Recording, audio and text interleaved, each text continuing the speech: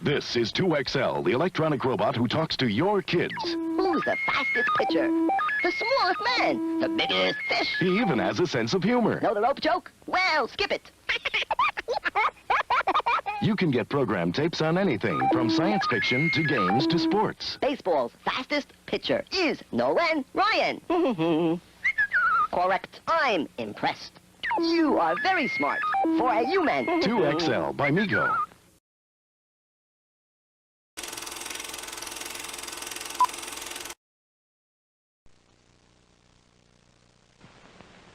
Hi, you remember my pal 2XL. I am 2XL, the smartest robot in the world. Don't get carried away, 2XL, because I can make you even smarter with these exciting new tapes. For kids, teens, adults, on squirrels, records, science fiction, music, puzzles, riddles, jokes. With my looks and your brains, we could go far. Don't tapes, but Toy stores everywhere.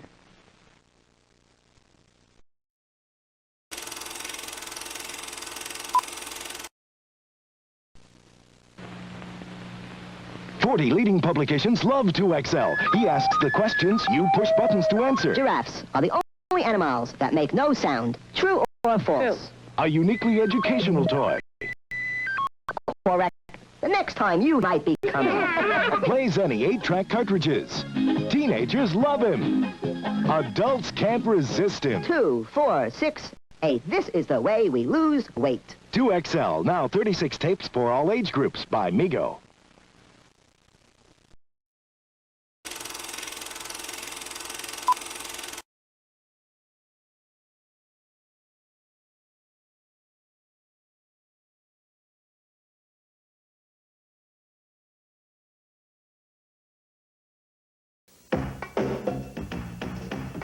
Hurry, let's go! Me, 2XL. He asks you questions. True or false? There are now living on your body over 200 tiny creatures. That's true. True is right. 2XL is full of fun questions and answers about animals, sports, monsters, even jokes. What do you call 2 banana peels? A pair of slippers. Who's the talking robot with a mind of its own? 2XL. With 2XL and tons of program tapes, the fun never ends.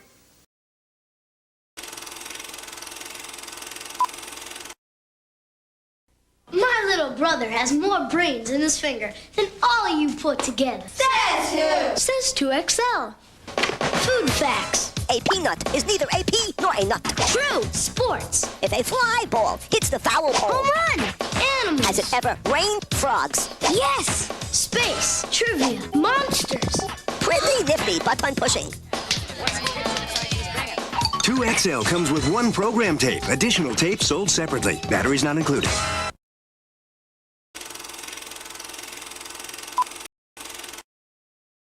Now, Batman won't make a move without you. And with my new Batman, the animated series tapes, every move you make determines Batman's fate.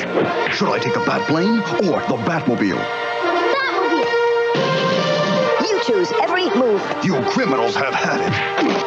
Who should I get first, Mr. Freeze or the Penguin? Penguin. 2XL's new Batman the Animated Series audio tapes. It's a different adventure every time.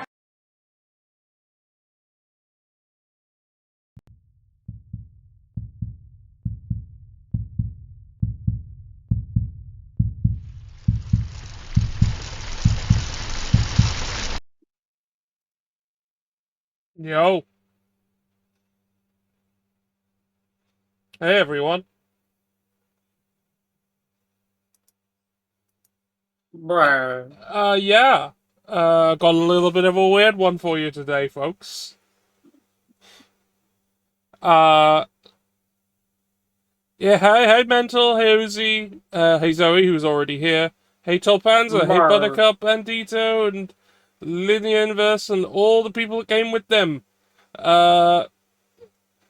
This is the 2XL robot, originally from Mego Entertainment Mego, and later Tiger Electronics, when it got relaunched in the 90s, originally from the 70s. Oh god, we're getting raided again! Hello, Garbo Dog TV, and everyone who came with you. Oh shit, I'm BadSpaceKing. Hello, everyone. Over here is eldritchzoe. Say hi, eldritchzoe. Hi, eldritchzoe. That was a very common joke, but, you know, I did ask for it, so that's what's happening. George, I'm the funniest woman alive. You have to understand this. Yes, okay, I understand this. Good. And what we're doing today is we're going to be playing games from the tape-powered robot 2XL, which some insane person has emulated and got loads of the tapes on it. What we're currently looking at are the 8-track tapes from the 1970s version of the 2XL. Yeah. I should have probably turned all my redeems back on, because I turned them off during the presentation earlier of the adverts for the 2XL. Let's get them back. I'm in a weird place in my life, and I'm microwaving a spaghetti bolognese. Well, you know, Hopefully, that's the my thing. medicine and spaghetti bolognese will wake me up. Well, I don't think If they'll not- interfere with one another. If not, you're doomed. My power will be unfettered, and none shall save you. I'm canonically human. Yes, you have mentioned many times that you are Yeah. human. And I believe Canonically, you because you're my friend. And if That's you tell very me nice of something, I believe you that you are not being malicious with it. But also, it is in fact canon. Yes.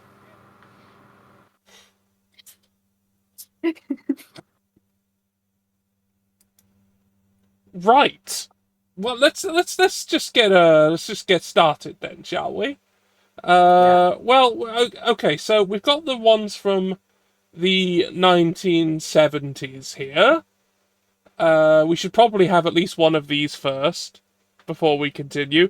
Now, this is going to be a pretty low energy stream. I'll say that now, because effectively this is a tape player with decisions.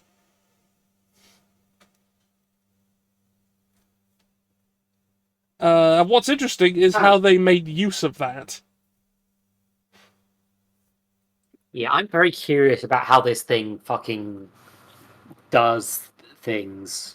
Now, one thing I didn't How the notice. fuck does this work? One thing I did notice while those adverts were going on, while I was putting together the advert playlist, I noticed that one of them explicitly had review recommendations from Playboy. Interesting. Which I found interesting. So, what do we got here? What do we got here with us today? In this one, we've got 50s and 60s nostalgia. 2X turns back the clock to the fabulous 50s and 60s as he tests your knowledge of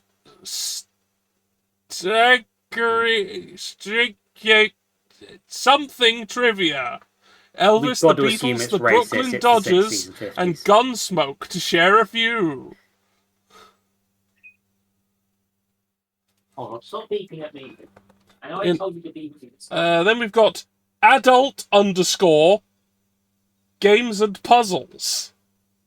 A dynamite maze of challenging brain teasers from adults to sharpen and tickle your funny bone, test your logic and ingenuity.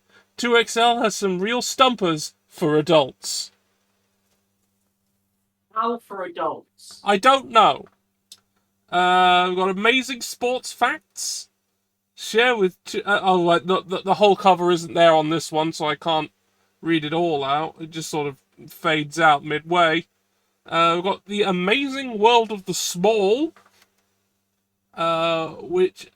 How many creatures are alive right now on your body? What was the shortest war of all time? Will alcohol make a scorpion go mad and sting itself to death? Did you know that a doctor's small mistake killed George Washington? this is interesting, broad interpretation of the word small. They're just like everything that could be small. Look, sometimes you've got to make a quiz on a deadline. I suppose. The robot demands it. Animal World. Discover the exciting world of the animal kingdom. Animals that hear with their tongues. Birds that fly faster than jets. And a jungle of animal world records for hours of family enjoyment. Astronomy / 2XL in space. For a first-hand look at the planets, stars and galaxies, it'll be 2XL's ground advisor through the amazing world of outer space. Believe this or not. Outlandish individuals, stranger than fiction feats, and weird biological wonders. It is a mind-boggler a minute when 2XL researches trivia. Believe this or not. Oh, and now we have Bet Your Life.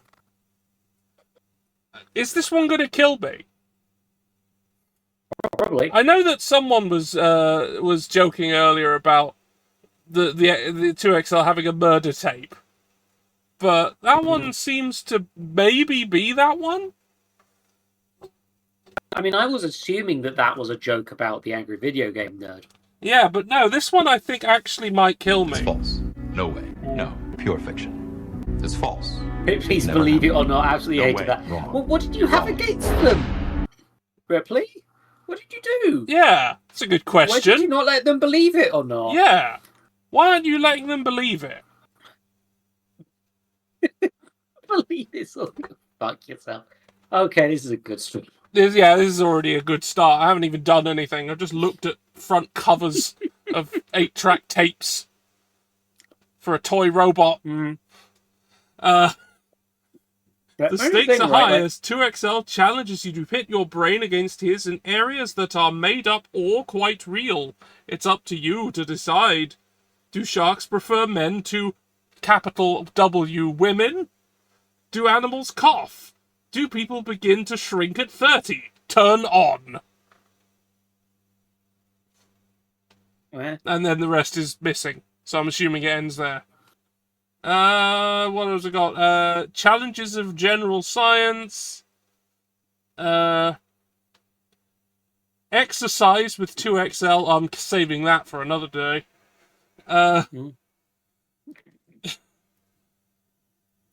Fairy tale quiz. Preschoolers and early school children will have a ball hearing 2XL TM recite fairy tales, ask questions, and tell jokes. The fun really begins when unexpected guests drop in to ask questions, try riddles, and give information. Games and puzzles #1. There appears to be 2 copies of Games and Puzzles #1. There does. They're under different titles in the this. It's just Games and Puzzles, and this is Games and Puzzles #1. Also, that fucking War Machines font on general information. Maybe there was a reissue.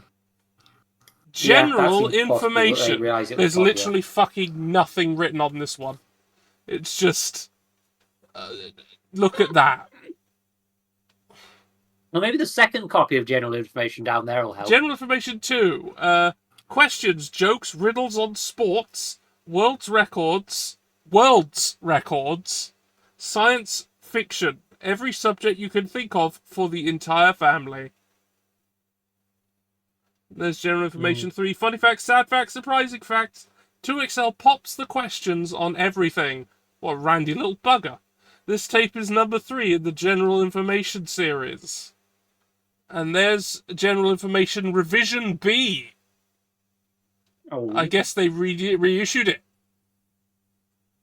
Guinness Book of World Records, in quotes.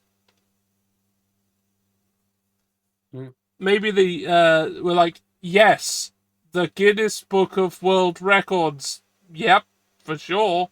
Could be a brand compliance thing. I don't know much about Guinness World Records. Other than Tommy Tallarico has about 300 of them. Yeah, His mum is because very it's a proud. con, because you can just pay people for them. Anyway. Also, Mr. Beast made a TV show entirely to get like a fucking shit ton of records. Yeah, because it's not even a good show. It's just an excuse to win world records. Wow, what a dick. Anyway, his mother is very proud. We don't know that. Have they said officially? We don't know. Neither of these mothers have in fact confirmed. Interviews with great people from history. Oh, that's gonna be fucking something. Alexander the Great, Daniel Boone, let 2XL introduce you to great personalities of history in the most fascinating talk show ever. Oh, that's gonna be really something, isn't it? Oh, God. Math and number games. Oh, God, math has never been so much fun. The demonstration tape. Demonstration only? Yeah, I guess they got hold of that somehow. Metric systems / education. I guess that didn't take off. The fact that there are enough of these fuckers to have revisions. Yeah, no, the 2XL wasn't unsuccessful. I've never heard of this fucking thing. I mean, I don't know how much it went abroad, but it was a thing that existed. Monsters, Myths, and Legends. Oh, right, we're going to talk about cryptids and shit, if we go that one. Oh, yeah. Preschool bedtime stories. Stories, music, and sounds and excitement. Preschool facts and fantasies. Robo Trivia game number 1 and 2. And Robo-Astronomy games 1 and 2. And 3 and 4. Science Fiction, Science Fiction 2. Sports 2. Storyland. Oh, look, there's the original model. 2XL going down the road. Oh, we've got to do Sports 2, but fuck Sports 1. Agreed, I agree. Storyland, 2XL, and the Time Machine. 2XL's fate is in your hands when he rides the Time Machine. Launch 2XL into the present, past, and future with a press of a button, and become the writer of your own exciting story. Huh? Strange, but okay. Is it true? Oh dear. Oh, Ripley did not like them. Superheroes and comic books cavalcade. A comic strip parade of favourites. Superman, Hulk, Spider-Man, Batman, and Robin. Follow so many TMs and copyright symbols in there. Holy shit. Follow 2XL's amazing action thrills of the great... Right. A comic strip parade of favourites. Superman, copyright, trademark, Hulk TM, Spider-Man TM, Batman, copyright, trademark, Robin, trademark, asterisk, follow 2XL TM to action thrills the world's greatest superheroes meet. Talking calculated number game, basics for ABCs, tidbits and funny facts, traffic and bicycle safety, Trilex, the game you play with 2XL, TV and movie challenges, US presidents in American history, Who Said It, Wonders of the World, Word and Sound games 1 and 2. Where shall we begin? I mean, I'm still thinking about how Charlie Chaplin looked like he shat himself. And probably did. There's a shark right there. Fair enough. A shark just burst out of his pants. I mean, everyone looks rather shocked. Including, I think, Marilyn Monroe and some sort of mad scientist. Who's probably supposed to be Groucho Marx. But yeah, it's probably Groucho Marx. Okay, well, let's... Okay, everyone said we should do Sports 2. I mean... So we're going to do Sports 2. No! We're going to play Sports 2, everyone. Has doomed us. Fuck. How long are all of these? They vary. Uh-oh.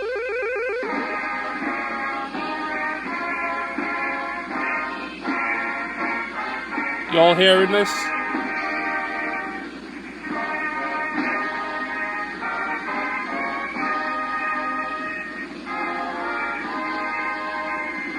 Good. Good to see all my preparation has worked. Of the Star-Spangled Banner is usually a good way to start a sporting event. And believe me, this program is a sporting event. I am 2XL reporting for myself, telling you that the thrill of victory and the agony of defeat is about to become a reality for you. This program is sports too, and my electronic brain is all charged up to challenge your biological thinking unit. Please remember to push answers only after I say the word now. Any other time would be a violation of the rules.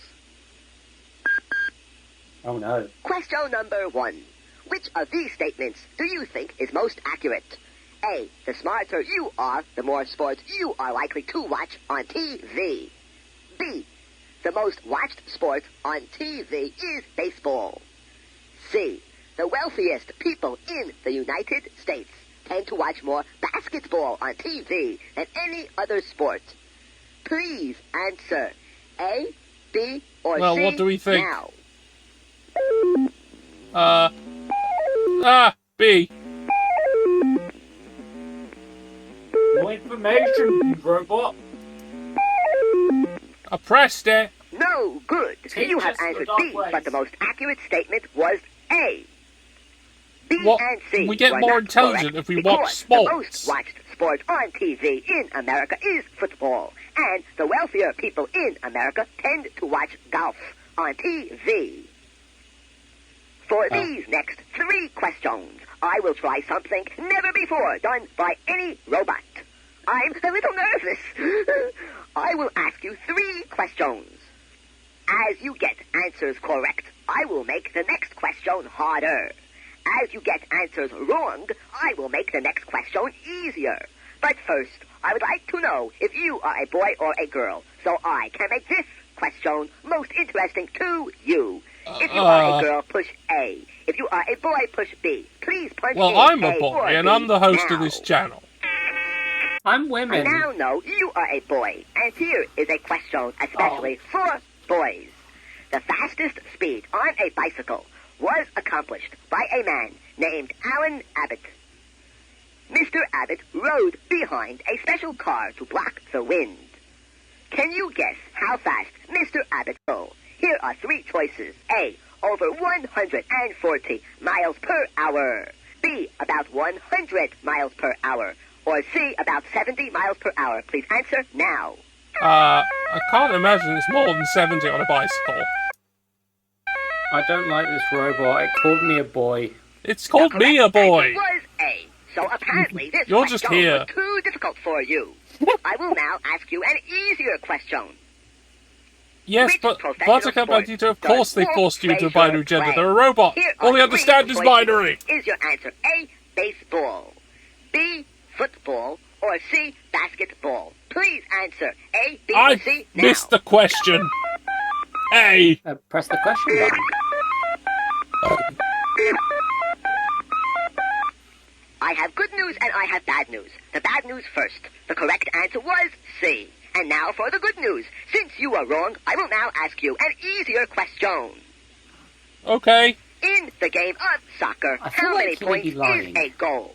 I will even give you 3 choices to make this easier. Is your answer A, no points, B, 1 point, or C, 2 points? Please answer A, B, or C now. A goal in soccer is 1 point. Ah, the thrill of victory for you. You have answered B, and you are absolutely 100% correct. Thanks. This next question Thank you. will be about ping pong. If you would prefer an easy question What? about ping pong, push A. If you would prefer a What's medium ping question pong? about ping pong, push B. Or if you would like a I'm sorry, difficult ping question pong. about Ping pong. ping pong, ping pong, ping Ping. pong. I'm sorry, I got stuck. Push C. Or if you would rather have a completely different question about another subject, push the question button. In any case, please push something. I'd rather have now. something else, thanks. Who fed this robot hallucinogenics? Since you are not interested in ping pong, here is another question for you. True or false? Paul Newman, besides being an actor, is also a race car driver. Please answer true or false now. Going towards true. Sounds like I have a little belly ache. You have answered true, and if this was the Olympics, I would give you a gold medal. You are correct. Good work. Please He has push really good the question sauces now. button now.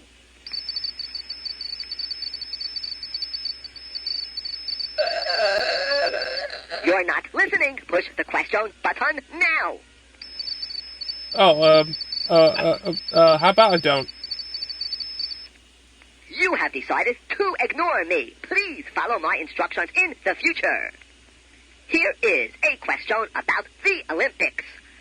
The decathlon is made up of how many events? Here are 3 choices. A, 5 events. B, 7 events. Or C, 10 events. Please punch A, B, or C now. It's a decathlon, so there's 10. You are right, but do not get too excited. This was not a particularly difficult question. In any Fuck case, you, answered robot. C10, and you are correct. Oh, If you would like me to explain to you the actual 10 I'm events trying to work out how of the fuck this decathlon, works. Is I this just have these in multiple my memory tapes? banks for No. you. If you would like to hear these, please push the more button now. Sure. It is nice to see that you are interested. Well, the original was on an 8-track, Here are so... 10 events. 1, 100-meter dash. 2, the long jump. 3, the shot put. 4, the high jump. Gotta have a 5, drink. the This fucking... 440-yard run. Those are all on the first day. Here comes the second day's activities. 6, the 110-meter high hurdles. 7, discus throw. 8, the pole vault. 9, the javelin throw. And 10, the 1,500-meter run. Those are the 10 events of decathlon. I would now like to transfer some information from my memory bank to your memory banks. If you would like to hear about the greatest one-day performance in track, push A. If you would like to hear the story of Nadia Comaneci, push B. If you would like to hear the story of a jockey who came back from the dead, push C. Oh, hell if you yeah. would like to take a What the guess at fuck? this and let me decide what you will learn, you may push the question button. Please push A, B, or C, or the question button now.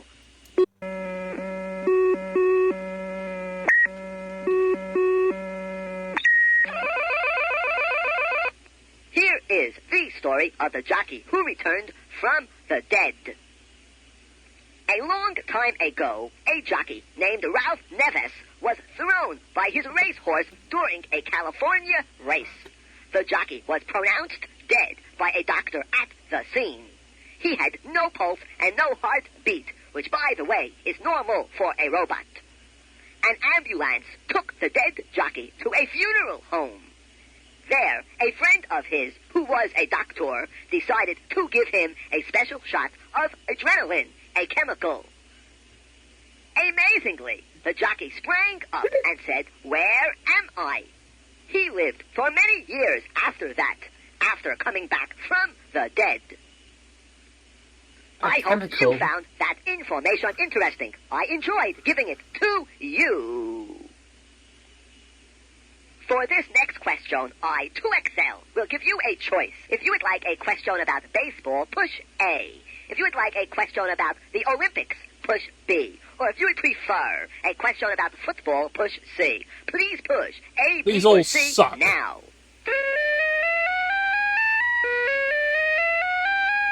What if we just... What if I just didn't? Ignore this man. I will now punt you a football question. Who is considered the best runner in football, with records for the most touchdowns, 23 I may add, in one season, and running the most yards in one season? Here are 3 choices. A, Jim Brown. B, O.J. Simpson. Or C, Joe Namath. Please, if you don't mind. Was it the murderer? Was it the murderer? Was it the big murderer who did that murder? Is it the big murderer? Instead of telling you whether you are right or wrong, I have decided to give you a joke first. Do you know where the Declaration of Independence was signed? At the bottom. Fuck off! I'm sorry, but I gave you that joke to reward you, because you have answered B, and B is the correct answer to this It was the question. murderer. If you figure all that out, that means you are a very bright human being. Which professional sport has a 2-minute warning? Here are 3 choices. A, baseball. B, football. Or C, basketball. Be careful. If you get this question correct, you will have a grand total of 2 in a row correct. Please answer now. It's probably basketball.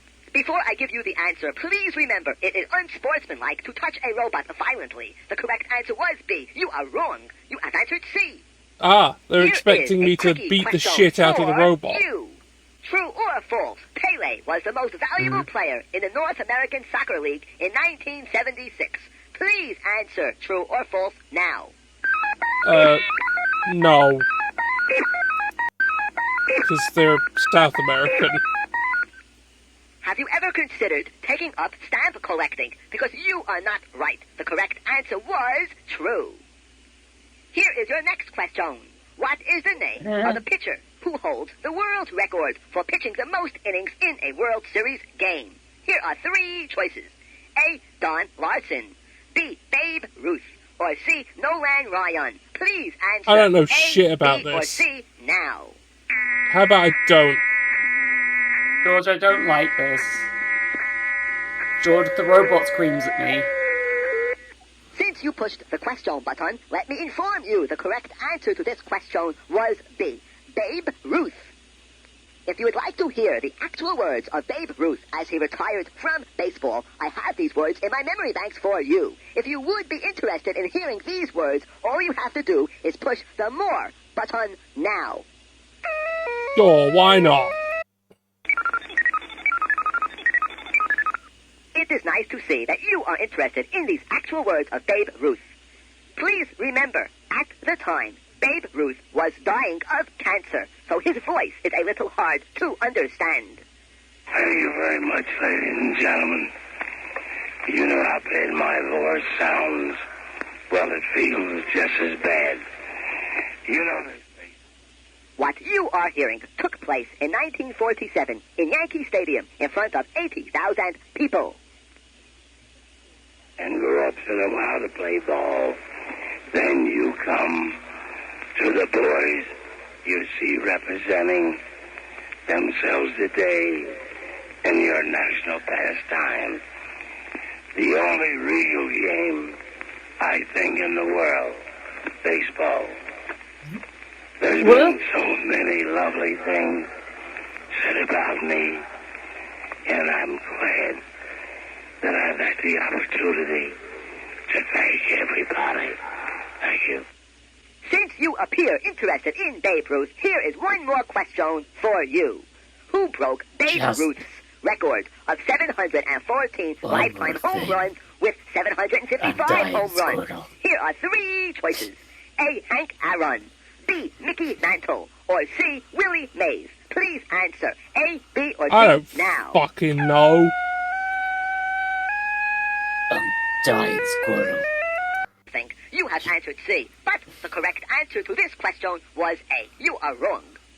Yeah, I was. I would now I don't know. transfer some information from my memory bank to your biological memory banks. If you would like some information on how the as Buttercup Bandito says, this tape had a recording of a dying man. Who the so-called agony of defeat skier is who this falls kid's off robot the ski jump toy. At the beginning of the TV Don't show, get this shit in Wide World Sports of 1. Sports, push B.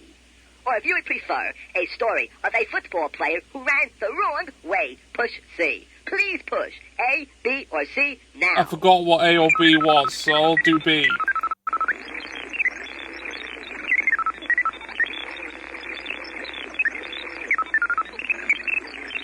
Ow. George the robot. Don't worry, I am screams. not broken. I am just doing some exercises to keep in shape. the skier You who don't became move. known as the agony of defeat skier who falls off the ski jump is Vienko Bajata of Yugoslavia. Although the fall looks very serious, Vienko only suffered You're like the minor monolith, injuries but when he somehow tumbled off the ski scarier. jump in 1970. As you probably know, this is shown at the beginning of the TV show Wide World of Sports. You may be interested to know that Vienko was back skiing again a few weeks later. It is interesting to note that Vienko became more famous by falling than he would have if he was successful. I, 2XL, have decided to give you a choice. If you would like a question about the push-up record of the world, push A.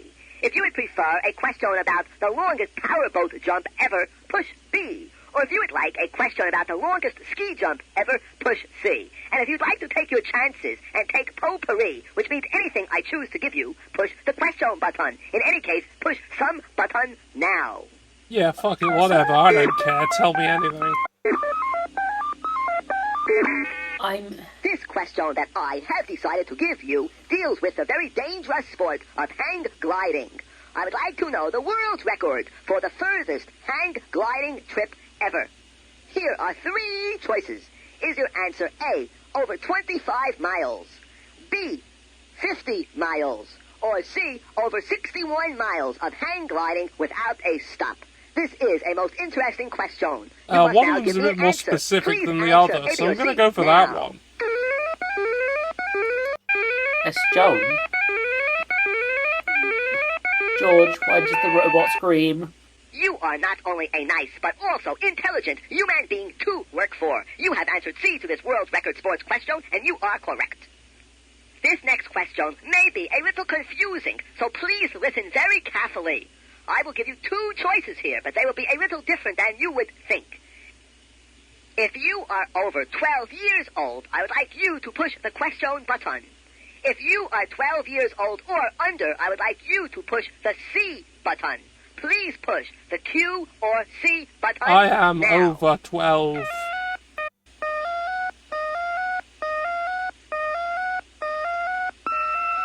I'm old. Now listen carefully again. If you actually like playing sports, push A. If you would rather watch sports than play them, please push the question button again. Do this now. Yeah, I don't want to do sports, thanks. All of my instructions properly, I now know that you are over 12 years old and would rather watch sports than participate. Here is a special question for people over 12 who would rather watch sports. True or false? There was once a spectator football game in Madison Square Garden in New York City. Please answer true or false now. No.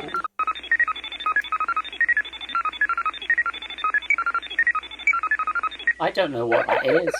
I have some bad news for you. You have answered false. But believe it or not, that was a true statement. Therefore, you are not correct. I am getting tired now and would like to be shut off.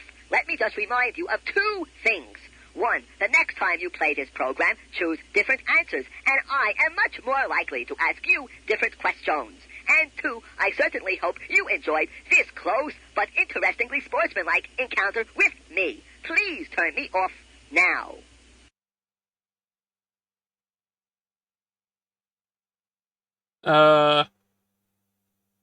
Imagine your old grandmother. She's imagining you. Carnally.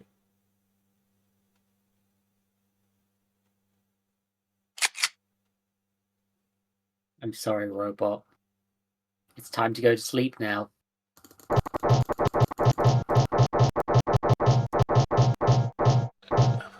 There we go. I've killed them. I've killed them, George. They're dead. Thankfully, we have many more robots to talk to today. Yeah, we got a whole collection of them. Okay, so just for timing reasons, that one took like 50 fucking minutes. Jesus Christ. It said it was 20. We just took a while. Dear God, that's like I don't like I don't like it, George. Can we do the horny one or the cryptid one? Do we want the horny one or the cryptid one? I think we'll do the cryptid one.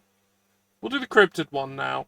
Monsters, myths, and legends. To be fair, the horny one, the potentially horny one, may in fact just destroy us. Yeah. Panda is out here acting like Weebu is scarier than this thing. Oh, gee. What's that Half-Life scream noise? Oh, it's haunted! Thank you for turning me on. I am 2XL, the smartest toy robot in the world. This program is on monsters, myths, and legends.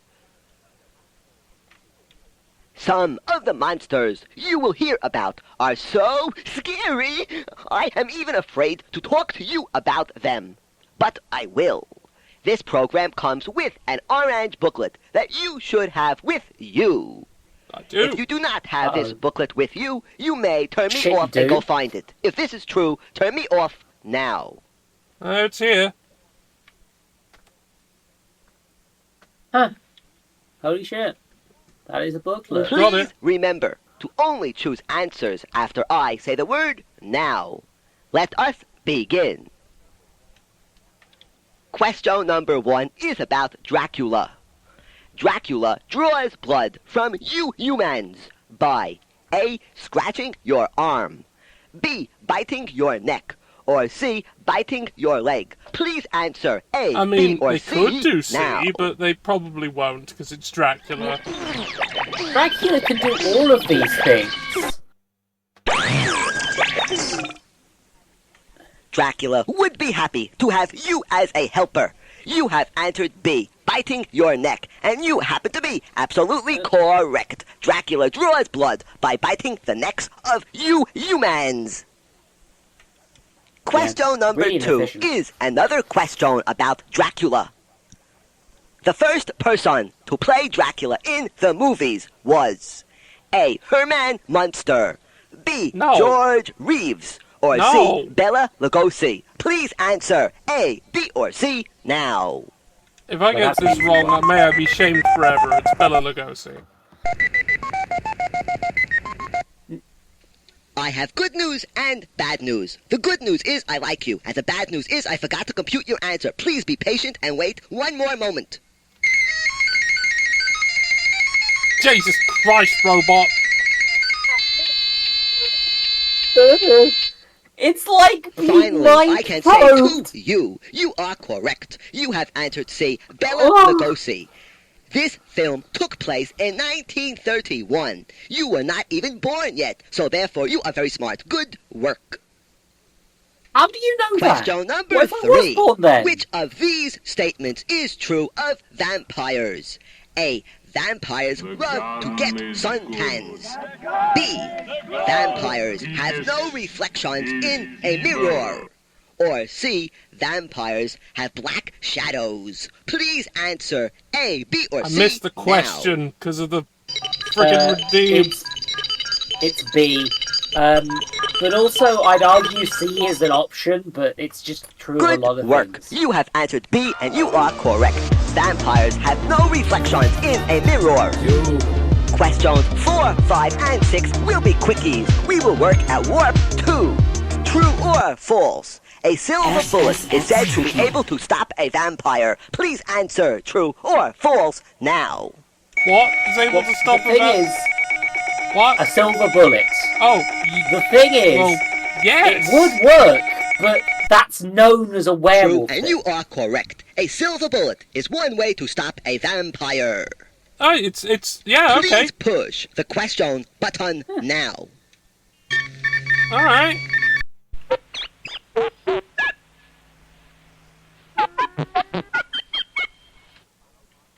Thank you. You have followed my instructions. The question button is pushed. I appreciate cooperation. Quickie question 5. True or false? A stake driven through the heart of a vampire can stop him. Please answer true or false now. Yeah. I mean, the thing is, there's no universal vampire.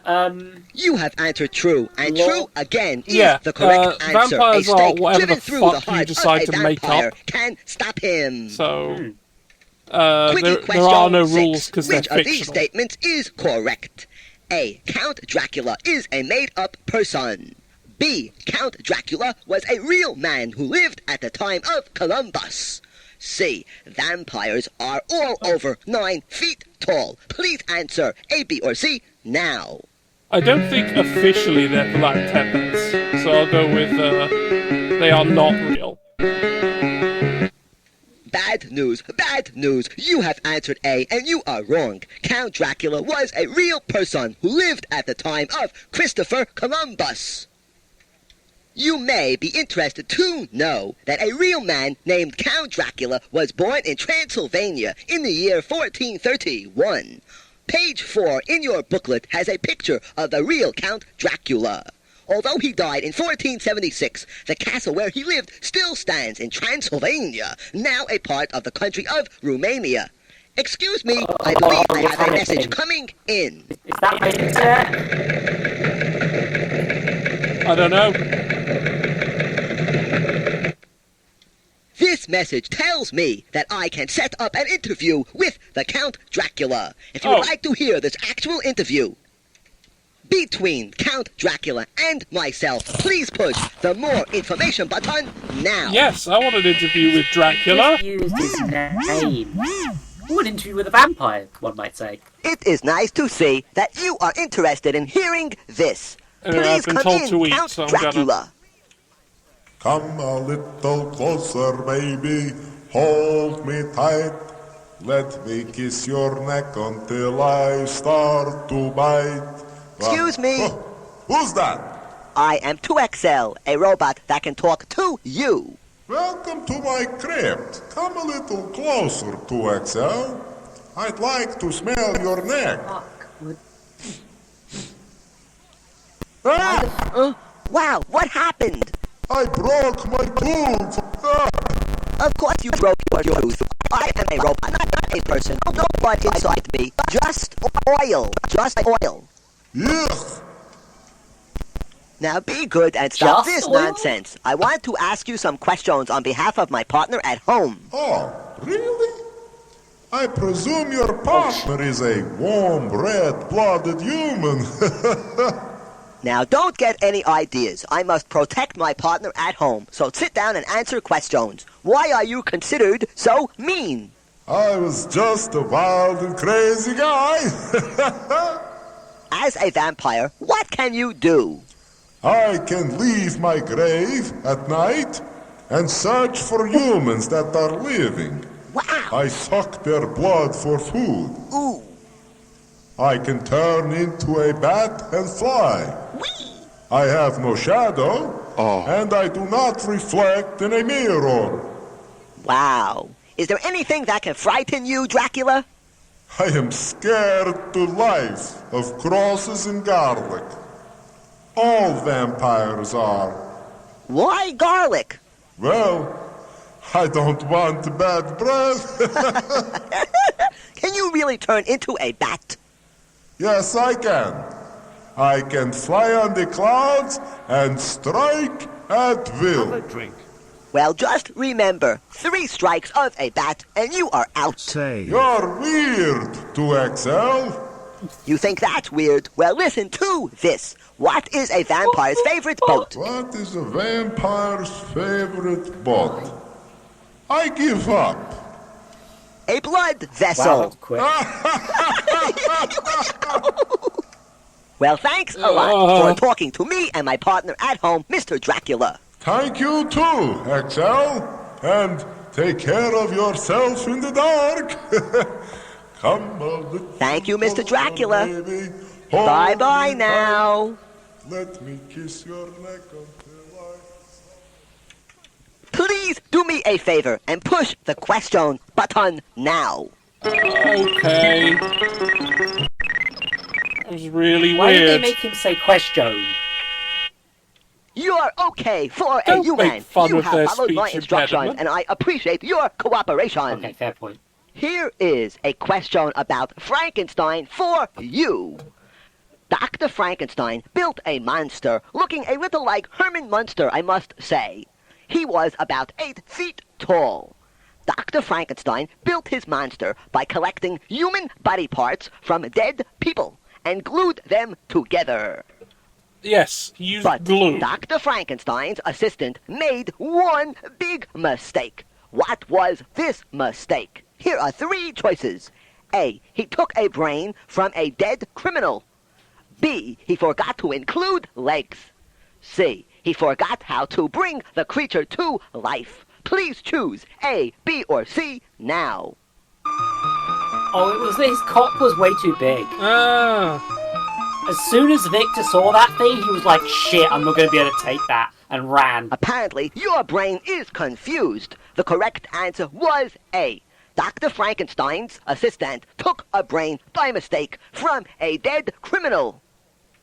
If you would like to hear more about the Frankenstein monster, I have more information in my memory banks for you. If you would like to learn more about the Frankenstein monster, then please push the more information button now. No. No. I can just read the book, which... Actually, we're about to have an ad break, so I'm going to do it. Here is more information about Frankenstein. Oh, no. Probably the most famous Frankenstein movie starred Boris Karloff in the year 1931. Playing the monster wasn't easy for Karloff. His monster costume weighed about 50 pounds. His makeup took over 3 hours to put on, and it was over 90 degrees on the movie set. Boris didn't even get to say one word, and none of his friends could even recognize him in the movie. Here is a little piece of information for you about trivia. What? Dr. Frankenstein was the scientist who made the monster. The monster had no name, and Frankenstein's first name happens to be Victor. Here is one more true or false question about Frankenstein for you, since you seem to be so interested. True or false, the Frankenstein monster came to life by drinking special chemicals. Please answer true or false now. Drinking special chemicals? No. Good work, my little buckaroo. You have answered false, and you are correct. The Frankenstein monster came to life by a jolt of electric lightning. Please punch that question button for me, will you? Do it now. No.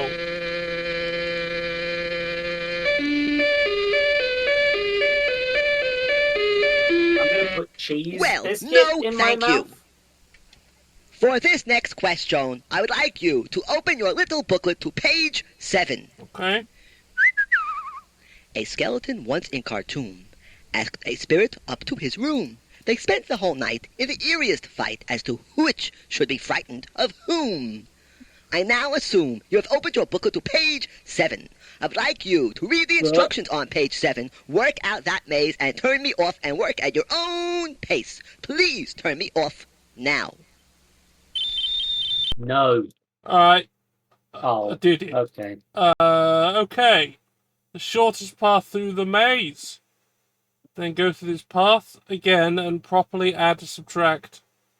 I'll multiply the numbers to see if you can get the right answer. What? Oh, they're trying to make me do it the right way round. Okay.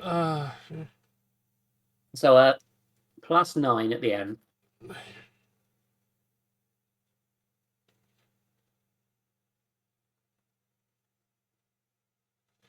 Okay, so we want to go the shortest path, and then we want to do maths as we go through it. So... Yeah, I've reversed engineered the path. To...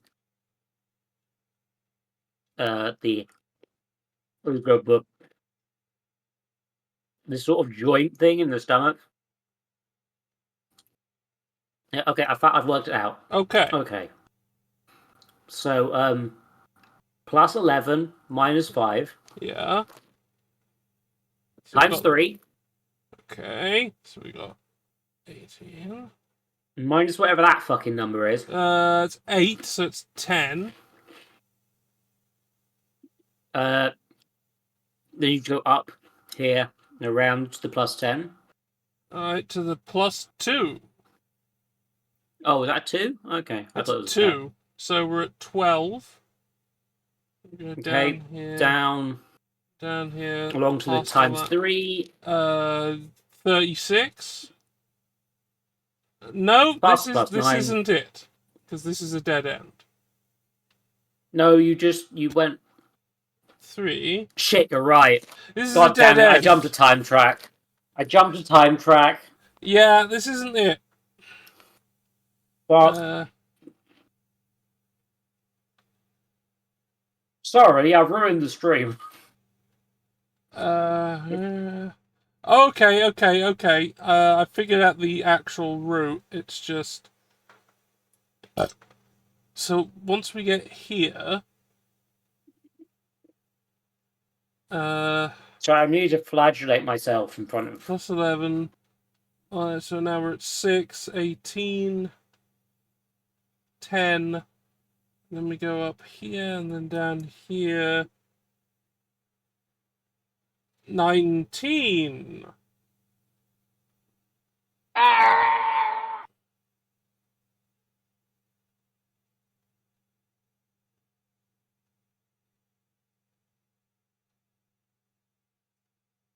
Yeah, 19.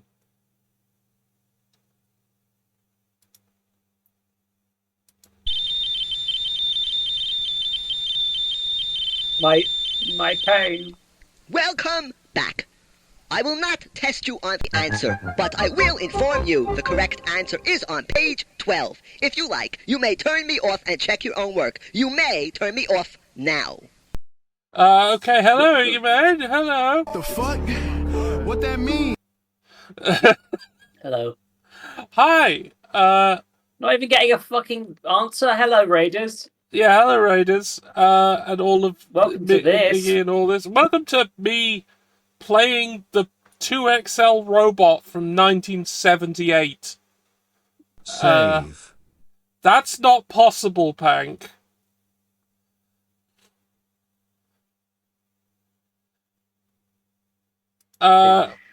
We need to get to page 12, was it, did they say? Mm-hmm. Well, oh, why is 12 there? Answer to the maze. The answer is 149.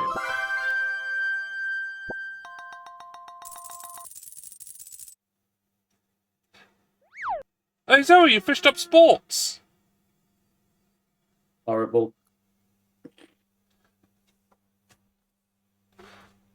Yes, we had a picture of Vlad Tepes. That was a picture of, Vlad Tepes, a.k.a. the son of the dragon. Yeah, we did have an interview we had an interview between the 2XL robot and Dracula earlier, which was interesting. Star of famed Doctor Who audio, Son of the Dragon. That was a very good audio. That was a pretty good one. James Purefoy was very good Dracula. Anyway. Right, so what is it actually wanting us to do? 11 minus 5 times 3 minus 8 plus 15 times 5 plus 19 minus 4 plus 9. I don't think that's shorter. I don't think that's shorter at all.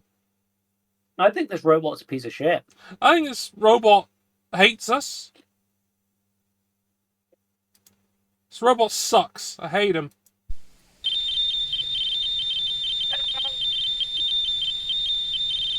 I keep screaming so loud This next set of questions will be done very quickly. We will work quickly, so please come a little closer and get ready. Name the area in the North Atlantic Ocean where many ships, planes, and people have vanished into the ocean. Here are 3 choices. A. Greenland. B. Bermuda Triangle. Or C. The Baltic Ocean. Please answer A, B, or C now. They've all disappeared. All of these are true. They've all disappeared in Greenland. Except it's the Bermuda Triangle, we know it is, but I want to hear what he has to say. A, Greenland. You are wrong. The correct answer was B, the Bermuda Triangle. The Bermuda Triangle, or Devil's Triangle, is where many ships, planes, and people have been disappearing mysteriously for over 250 years, and nobody knows why. Name a reptile monster who could fly, eat people, and attacked Japan. Here are 3 choices for you. A, Godzilla. B, Rodan. Or C, the monster from the Black Lagoon. It's Rodan. Please answer A, B, or C now. Are they allowed to do that?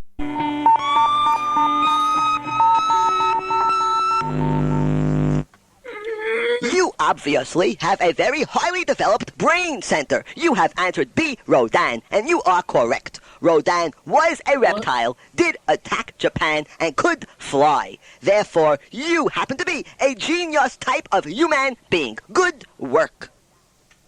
By the way, Rodan was a 1957 movie monster that was a flying reptile that was as big as an airplane. Name a scientist who turns into another man when he takes a special chemical and commits a murder as this other man. Here are 3 choices. Is your answer A, Dr. Jekyll, B, the Invisible Man, or C, Dr. Pepperwinkle? Please punch in my chest. 2 of those A, B, did or take C now. potions and then murder people. So... yeah. Good button pusher. I think Dr. Pepperwinkle probably did too, but you covered it A, up. Dr. Jekyll, and you are 100% correct. Like, the Invisible Man did some Dr. murders. Jekyll turns into an evil monster man named Mr. Hyde when he takes a certain chemical. But before long, he turns into the monster Mr. Hyde without taking the chemical. It is kind of like Bruce Banner turning into the Incredible Hulk. In any case, about 10 movies have been made of this story, which originally was written very, very long ago in 1886. I would now like to exercise my amazing capability and give you a choice of questions. If you would like a question about mummies, push A. If you would prefer a question about a robot named Kronos, push B. Or if you would rather have a question about werewolves, push C. Please push A, B, or C now. How do we feel? Werewolves it is. Whoa! I think it's beginning to rain inside me. There is a storm in here. Whoa! There's What some the fuck? storm in here. I hope the storm goes away. Oh boy, there it goes. Okay, now I can get back to business here. I will now obey and talk about werewolves. Which of these statements is true? A werewolf is a man who turns into a large wolf and can be cured by not eating meat for 100 years. B, what? A pentagram, which is a 5-point star, can cure a werewolf. Or C, some werewolves are disc jockeys on the radio. Answer A, B, or C now. Oh, C, clearly. What the fuck? Maybe you should take up tennis. Oh, shit. Because you have answered C, and you are wrong. Your brain has malfunctioned. Your biological brain may be ill. Because you are wrong, the correct answer was A. This next question is quite difficult. Simultaneously, a nice donation from the Cum Mother who has provided. Oh, thanks, Cum. Thank Mother. you, Cum Mother. This is probably more money than I've earned in the last month. Anyway. Powerful. And the captain is... The captain's going to be here. We've got to go and see the captain, thanks to Pank, who's redeemed this. Let's go over there, then. I guess so. Okay.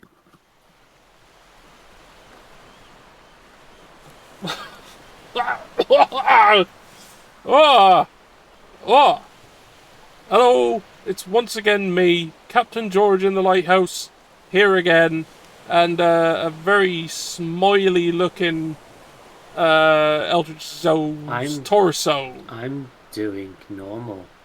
Yeah, you sure are. Anyway, I've got my feeling on robots and AI. Right, well, I knew an AI once. It was, went,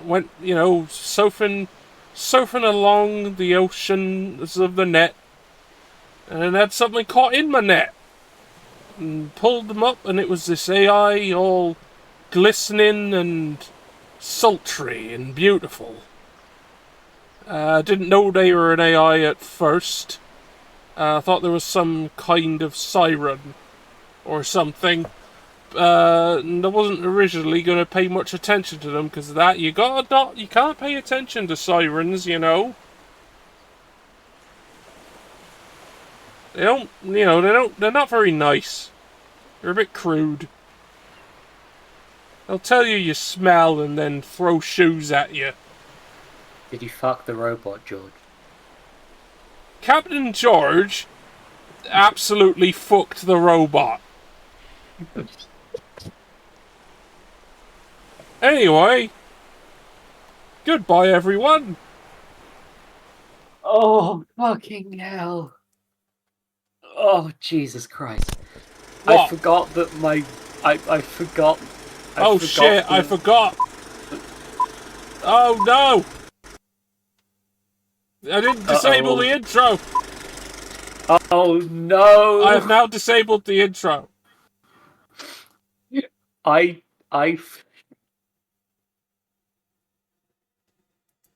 So, I did everything else right today. I forgot I didn't have the John Hurt reactive set up anymore. What a shame. Yeah.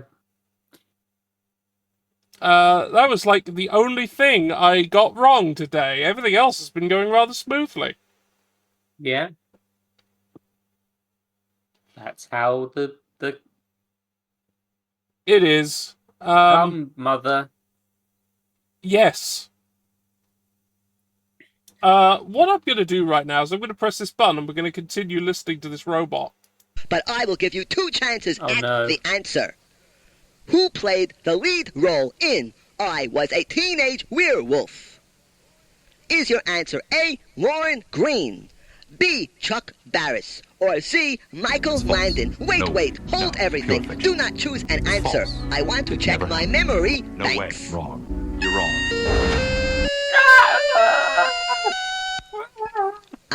Memory shows that you missed that last question by quite a bit. You pushed C, the correct answer was A. You can't get much further away, so please try harder on this question. Okay, here we go. Is your answer A, Lauren Green, B, Chuck Barris, C, Michael Landon? Please answer A, B, or C now.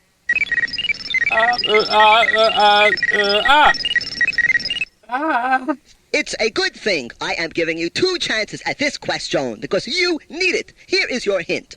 Living in a little house on the prairie would be a bonanza for this guy. Now, please answer again. A, Lauren Green, B, Chuck Barris, or C, Michael Landon. Punch in again. A, B, or C, I don't know who was in Little House on the Prairie. I don't know who people are. I have given you 2 chances and a hint, and you are still wrong. The only person that fits this clue was Michael Landon. Answer C. You are not correct. I would now like you to open your little booklet to page 3. Okay. I guess I'm not very scary. I now assume you have opened your little booklet to page 3. I would like you to turn me off, read the instructions on page 3, and don't forget there are hints on page 5. Work at your own pace. Please turn me off now. Free me from this hell. Alright, what we got here? Scrambled prodigy. The words below are scrambled. You must unscramble the word to find a word you know. These are difficult. Each one has a hint on page 5 if you need it. The first one is done for you. Fowl has become wolf. I don't want to. Well, that's Dracula. I don't want to. George, I don't want to. Monster! Can we just lie to the robot? Can we lie to the robot, George? Cape? What? Could be pace instead. Could be, but, you know... They're only saying words that I know. And that is a word I know. So... It's a word that I know. Batman! I'm a big fan. Yep, that's a word we know. Boogift. Boogift. That's a good word. Boogift is a word, yes. Definitely. Or mob is already a word. Yeah, but Morbo is... Morbo, yeah. Morbo. That's monster. No, it's clearly Strowman. That's coffin.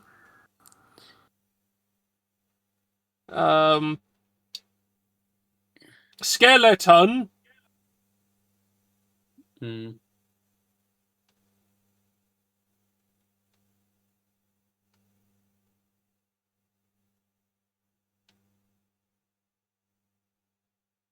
I keep seeing I don't know what this one is. Discord, and it makes me feel bad. I don't know what this one is.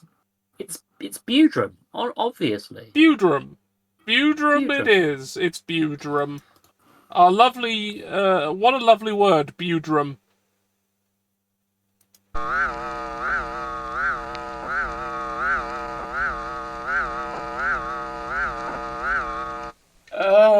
I have decided not to test you on the answers, but I will tell you the correct answers are on page 11.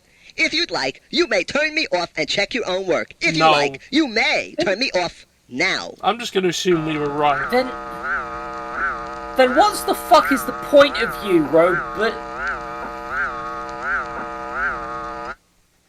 Here is your next question. Which monster is 8 feet tall, hairy, and often called the Abominable Snowman, and lives in the Himalayan mountains with his family? Here are 3 choices. A. Crazy horse. B. Bigfoot. Or C. The Loch Ness Monster. Please answer A, B, or C now. It's clearly Chewbacca. But Bigfoot and Yeti are often conflated, but none of them live with their family. Yeah, it's Crazy Horse, who was Luckily like a person who you, existed. The error is human, because you have errored. You have answered A, but the correct answer was B. I am sorry, you are not correct. Them. I am getting tired now and would like to be shut off. Before I go, I would just like to say 2 things. Shut off 3 fucking 1, times, the next time you play this program, push different answers, and sometimes I will ask you different questions. And 2, there are other things that you can do on your own, by yourself, in the little booklet. It's getting eerie in here. Please turn me off now.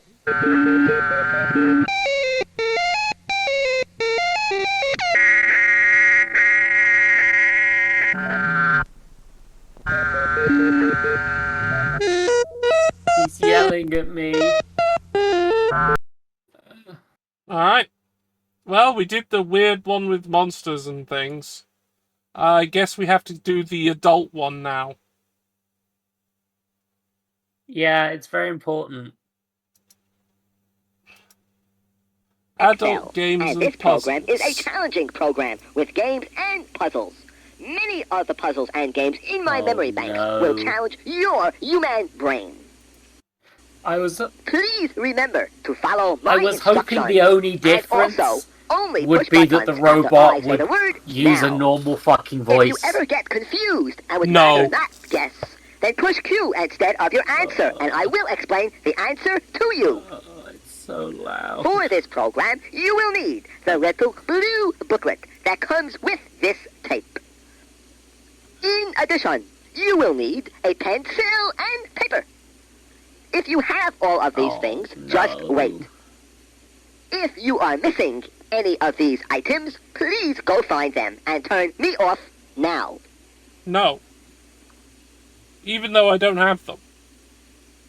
I have paper and a pencil. Please answer your questions promptly. And a pen. Please wait 1 moment while I compute.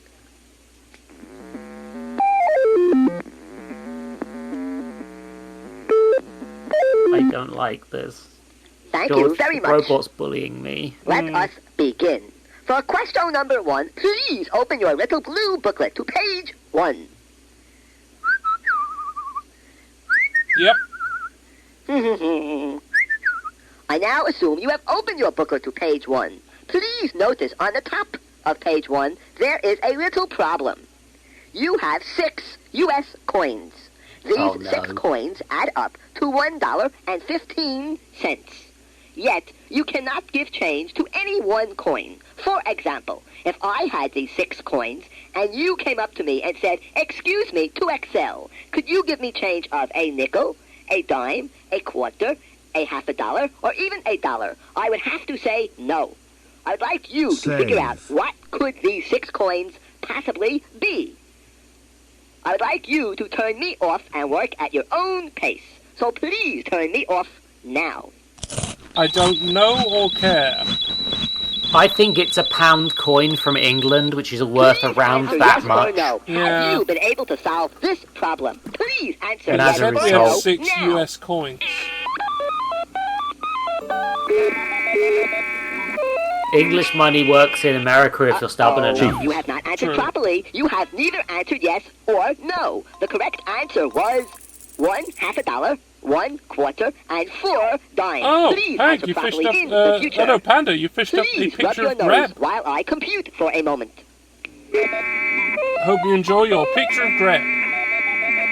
You know, I was feeling better Thank you. after a I week do of appreciate, break you and a know, good day. people who follow Now I'm instructions. here. Yeah, well, you chose Question this. number 2. Please open your booklet to page Yeah, I could 2. leave at any time. I could put my computer in a This box is and then a put that hard box question in coming up. the I toilet. hope you can What the hell is this robot saying? do it. Okay, I now assume Wait, you have wait, opened wait, your wait, little go booklet back. to page people who follow instructions. Question number 2. Please open your booklet to page 2. This is a hard question coming up. I hope you can do it. Okay, I now assume Fuck off, you it's have not opened my your little fault. booklet to page Come 2. in here and say that, Pang. Notice on page I'll 2 there is a fucking problem. end you. I may add, this is no easy matter. Please listen while I explain the problem to you, then you can read it for yourself. In this... Right, fuck this. This wasn't nearly as interesting as I was believing. Your fault, Zoe. You chose this. No!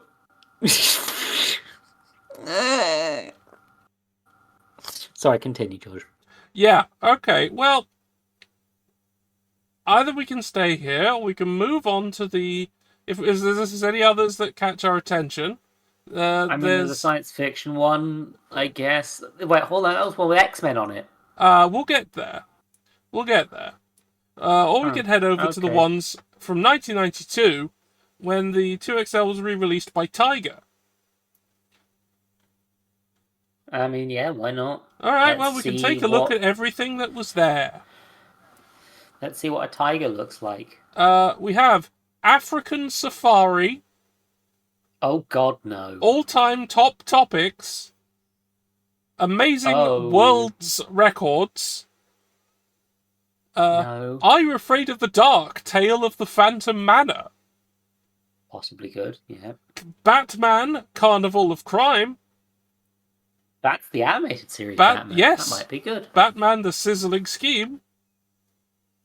Careers and You.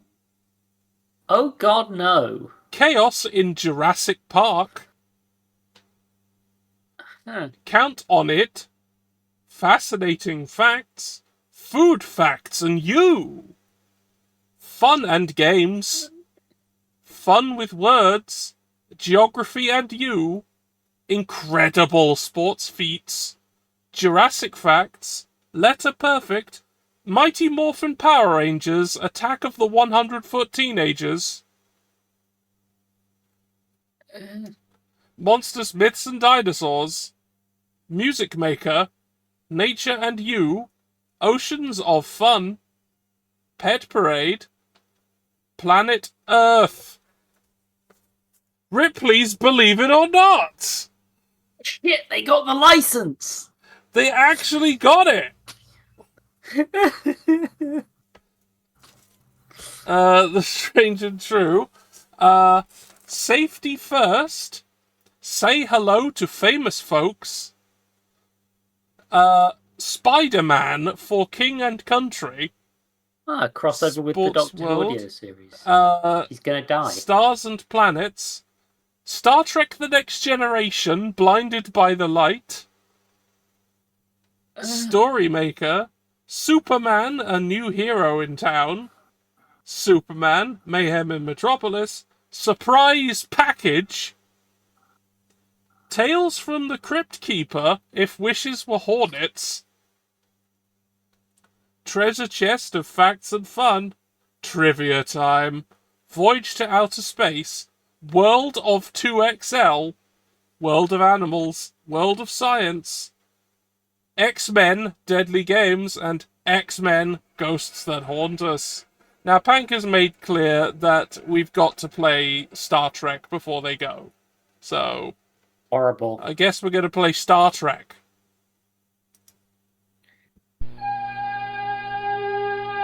Oh, they made the robot have... Thank you for turning me on. I am 2XL, and I've heard that space is considered the final frontier. Today, you will join the voyages of one Geordi LaForge, engineer extraordinaire of the USS Enterprise. Your mission is to help Geordi through this exciting and dangerous adventure. And how, you may ask, will you do that? That's where I, your spacey robot 2XL, come in. I will ask you a series of questions that will lead Geordi into and hopefully out of many dangerous situations. You must listen very carefully to all of my instructions. When I ask you a question, I will tell you what your options are. You must press the button corresponding to the action you wish to take. But, and this is important, you must wait until after I say the word now. So, if you understand everything I just said, and you are willing to follow my instructions and only press my buttons after I tell you to, then please press button C for me now. I don't. This isn't even the real Star Trek theme! Uh-oh, already we have a problem. You have not followed my instructions. Please pay closer attention and follow all of my instructions. This program will work much better that way. Okay, let's begin and help Geordi through this exciting adventure called Blinded by the Light. And now, in order to find out what this mission is all about, you must press either button 3 or button 4. Yeah. Rude. Yeah. Now. Rude.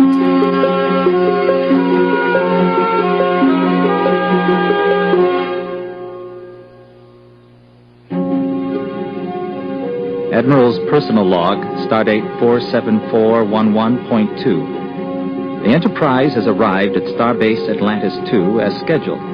Only Captain Jean-Luc Picard and I know the real reason why the Enterprise has docked here. I hold sealed orders for Lieutenant Commander Geordi LaForge for a secret mission vital to the United Federation of Planets. Captain Picard has assured me that I am entrusting Operation Phantom to the right officer. My colleagues, however, feel that I am taking a risk, but it is a risk I am willing to take. I pray LaForge doesn't let me down. Admiral Barnett finishes recording his personal log as the door to his office opens. Standing there is Lieutenant Commander Geordi LaForge, a tall, thin black man. Barnett rises from his desk to greet the officer. Mr. LaForge, come in. Thank you, Admiral. Geordi enters the office, the door closing behind him. He sits in the chair before the Admiral's desk, wondering why he's been asked here. Mr. LaForge, you have been assigned to a very important mission on Fenrak 3. Fenrak 3 is a small Earth-like planet on the border of the neutral zone between the Federation and one of its adversaries, the Romulans. But it also has personal significance to Geordi LaForge. Fenrak 3? I spent some of my childhood there. That's one of the reasons why you've been assigned to this mission. Starfleet has received a secret communique from the planet. The report presents evidence that the Romulans have finally made a breakthrough in their cloaking technology. They've miniaturized it to the point where it can easily be carried by an individual. Which means that they can send virtually invisible spies to infiltrate Federation installations. Yes, and it's believed they're testing the prototype on Fenrak. The Klingon Empire is also concerned that cloaked Romulans may try to foment a rebellion on Kling. Yes, sir, but Why have you chosen me for this mission? Because of your talents as an engineer, and because you know the planet. Geordi. Now, I've noticed this must be pretty early in Next Generation, because they still refer to the Klingon homeworld as Kling. Even though it's Kronos. God damn it. It was. I only remember it being called Kling in like season 1 of TNG and maybe original series. They did, but they called it Kling. They later decided that was stupid and stopped doing it, and then never called it that again. Do you think canonically Worf just played a funny prank on Geordi? No, it was unfortunately some actual Klingons who called it that.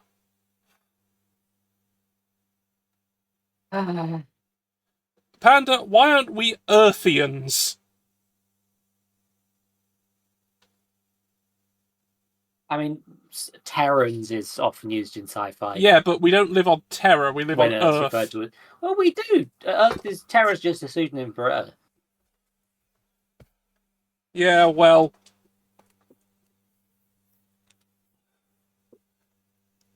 Still not the same. I'm just saying that people are allowed to be named something different than their planet.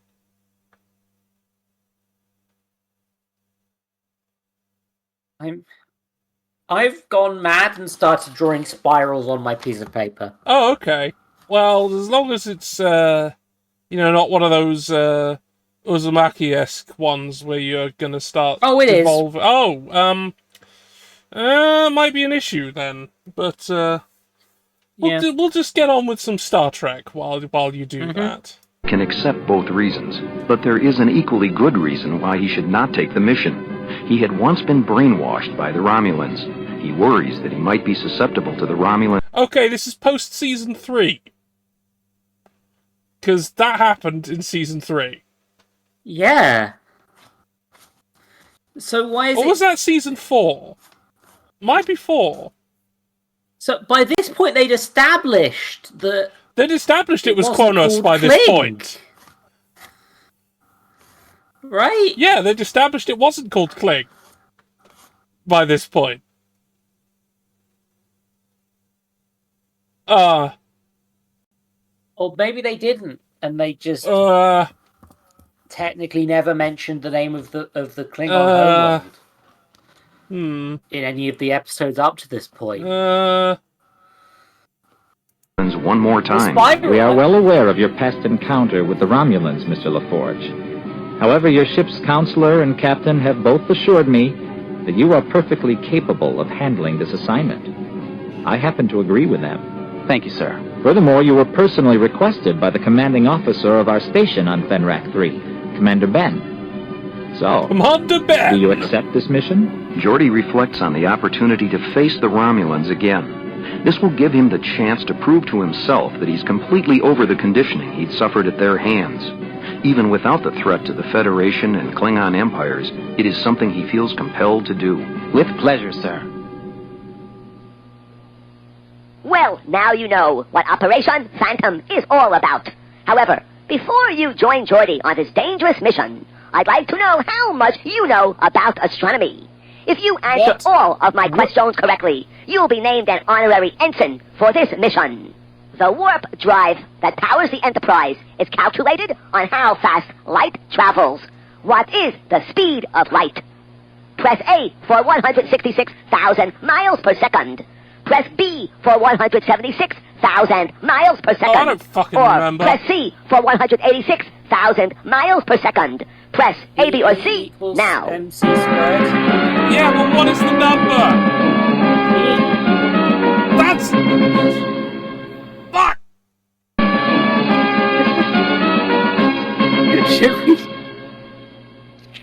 Your answer has been recorded. Here is your second question. Our solar system belongs to which galaxy? A, the Milky Way. Yeah, B, I know the this Appian one, Way. at least. Or C, the Snickers Way. The Snickers Press A, B, or Way, C hell yeah! Now. To the Starfleet main computer for analysis. here is the final question. The planet Earth revolves around the sun. The sun is actually a star. Astronomers classify our sun as what kind of star?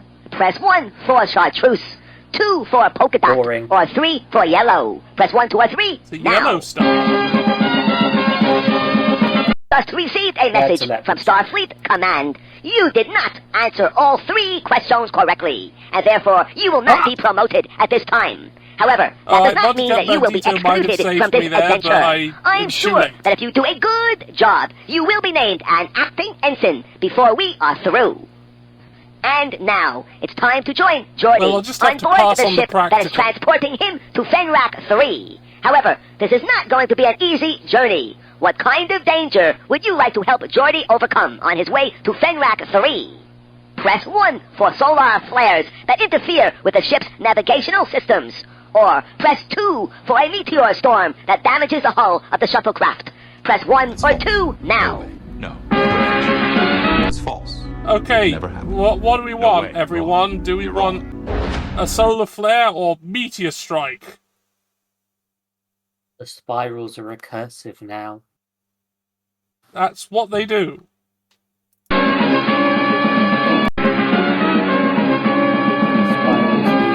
Sorry, I went with Pike's suggestion. Personal log, Lieutenant Commander Geordi LaForge, stardate 47420.1.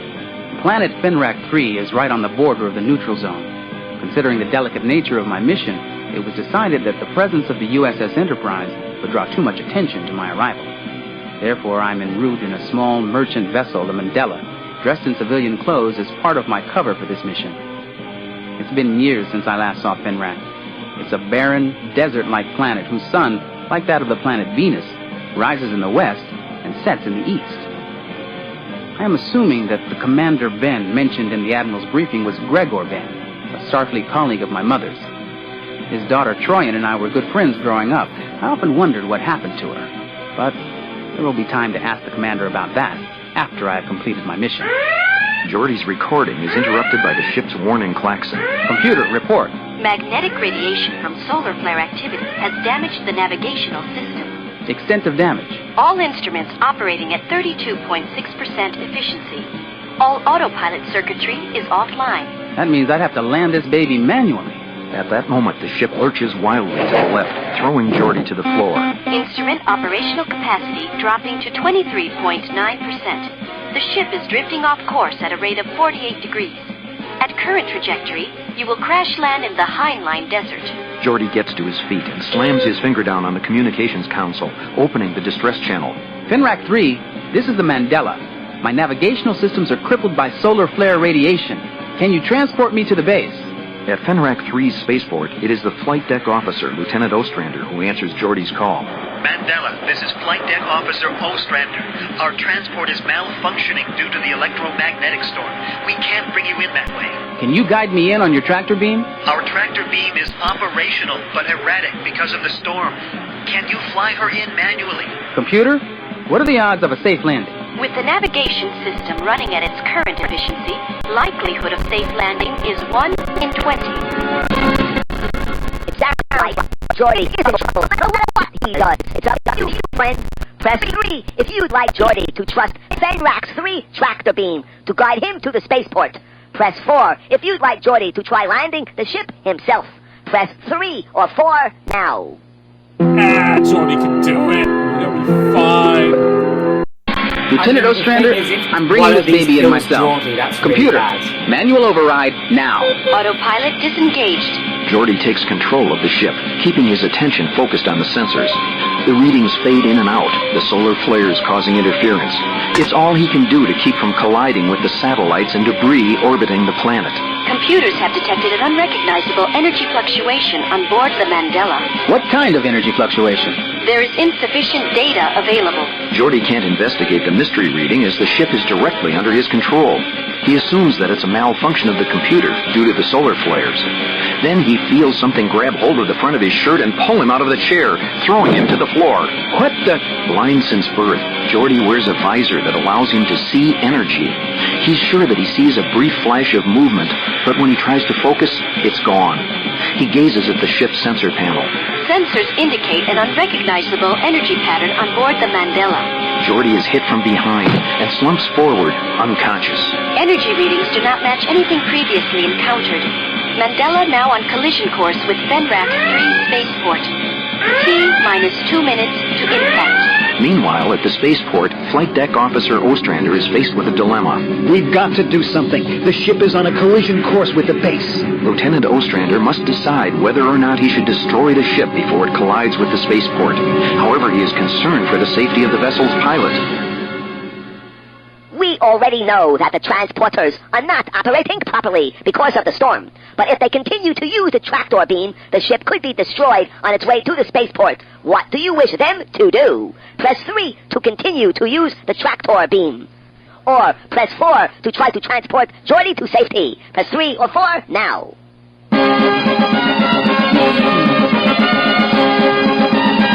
Well, let's scramble. The transporter is more likely to save the life of the pilot. The base's second in command, Lieutenant Commander Zandor, an alien from the planet Stolar, steps forward. Lieutenant Ostrander, you must destroy that ship. If it crashes, who knows how much damage it could do or how many lives could be lost. I have already considered that, sir. Mr. DeVries, I want you to prime a photon torpedo for destroying the ship. You will launch it in exactly 30 seconds. You will use those 30 seconds to try to get the pilot off that ship and into sick bay. DeVries orders the security officer on duty to prime the photon torpedo while he personally handles the transporter beam. With the solar flares raging on Bina, Fenric's sun, it is risky to attempt to transport anything. He tries to lock onto the man's bioscans, but the image breaks up several times. With 15 seconds to go, he gets a lock on the coordinates of Geordi's body. He energizes the transporter beam. On board the ship, Geordi's body vanishes briefly, but reappears shortly after. Blast! We lost him.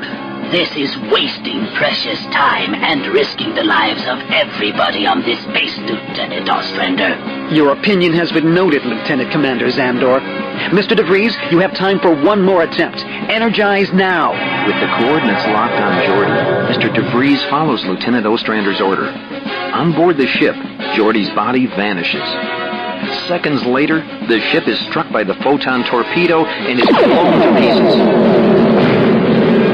Luckily, it was over the Heinlein Desert, a desolate place on Fenrak 3, and no one was hurt. As the ship explodes, Geordi LaForge's unconscious body suddenly appears in the med lab.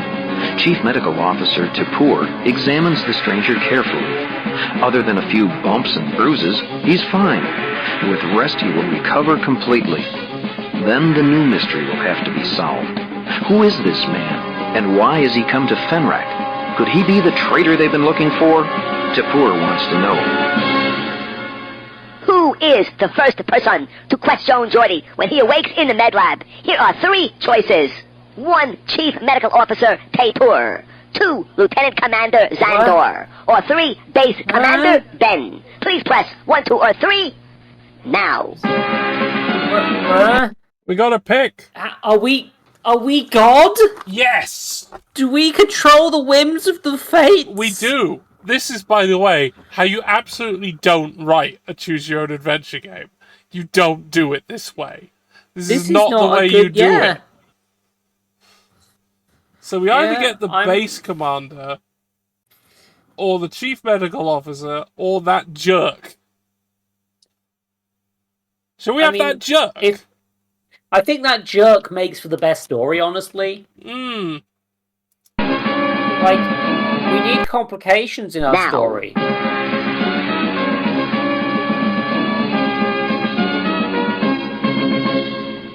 My art is getting more complicated. Geordi's head feels heavy when he wakes up. He has trouble focusing on the room around him. He's not sure whether his visor is malfunctioning or if it's an after effect of the blow he received to the back of his head. He tries to sit up, but the effort makes him dizzy. Take it easy, Geordi. You received quite a blow. You shouldn't push yourself too hard. The voice made Geordi sure that he was dreaming, but it was a happy dream. Troyan? Yes, Geordi, it's me. He feels a hand lightly touch his chest, and he realizes he isn't dreaming. His childhood friend, Troyan Ben, is standing beside his bed. There is something comforting about seeing her again. It's time for Geordi to not get a date again. Fenrak 3. When they were kids, all He's she gonna talked fuck about a was leaving robot the again, planet. isn't he? What is even more amazing was how she was dressed.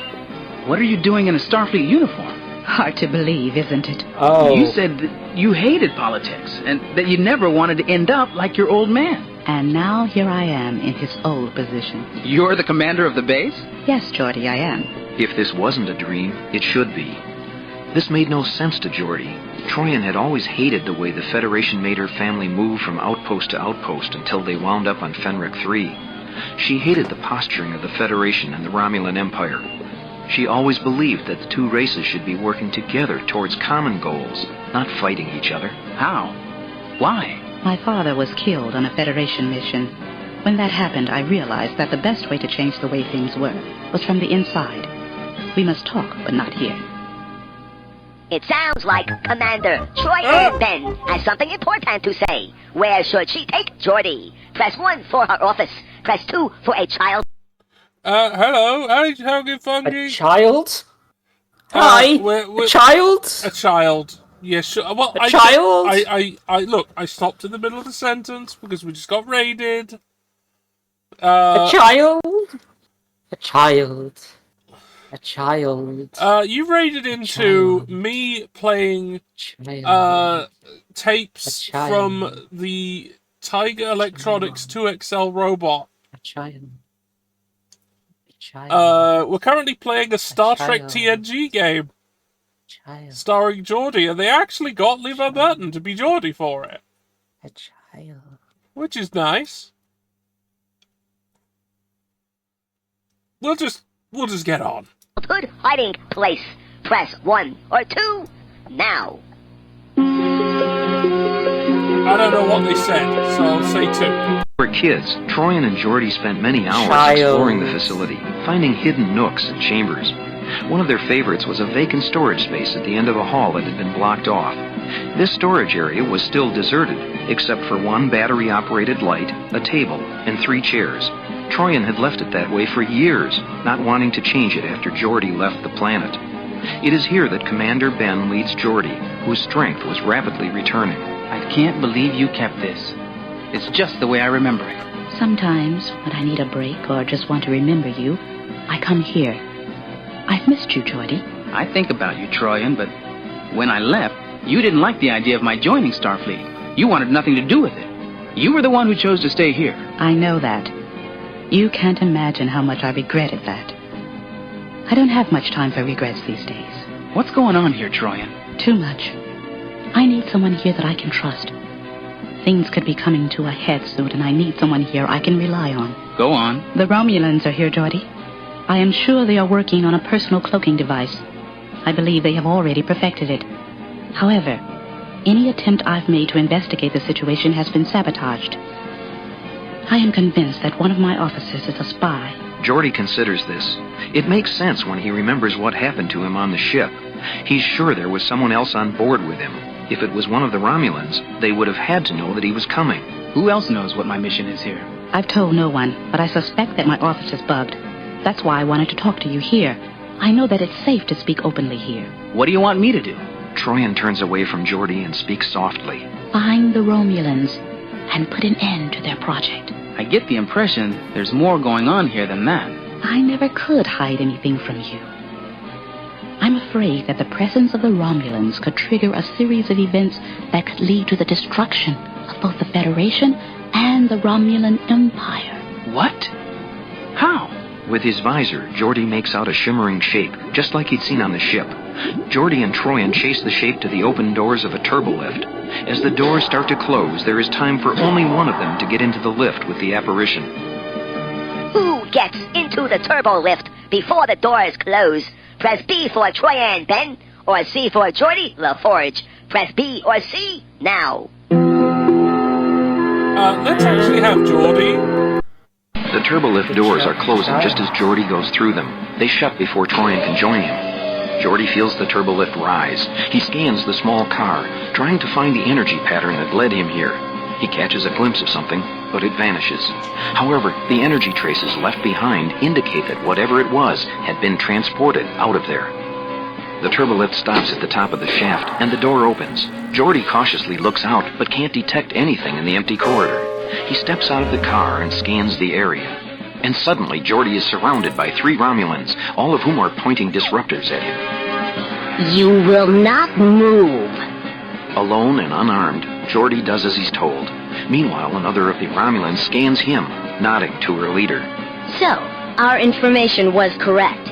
You are the one. You are Geordi LaForge. Initiate reconditioning. The 3rd Romulan holds up a small device that makes a high-pitched whistling noise. The sound bores its way into Geordi's brain, creating an intense pain. Geordi drops to his knees, fighting its effects. He can feel that the device is trying to reawaken the conditioning that he'd undergone previously at the hands of other Romulans. He puts his hands over his ears, trying to block out the noise. You cannot fight the conditioning that way, Geordi LaForge.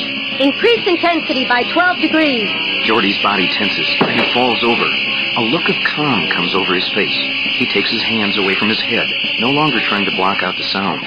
He gets to his feet and looks the leader of the Romulans in the eyes. What are my orders? Ronar, the Romulan leader, is completely satisfied. She was sure that no human could completely overcome Romulan brainwashing. She hands a disruptor to Geordi. Your assignment is to destroy Commander Troyan Ben.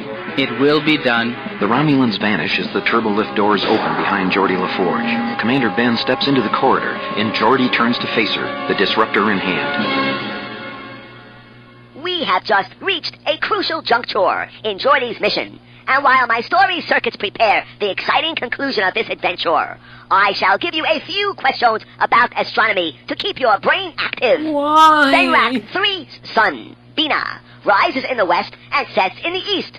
Geordi mentioned that there is a planet in our solar system where the sun also rises in the west and sets in the east. Which planet is it? Is it 1, Mars, 2, Venus, 3, Pluto, or 4, Jupiter? Please press one of my buttons now.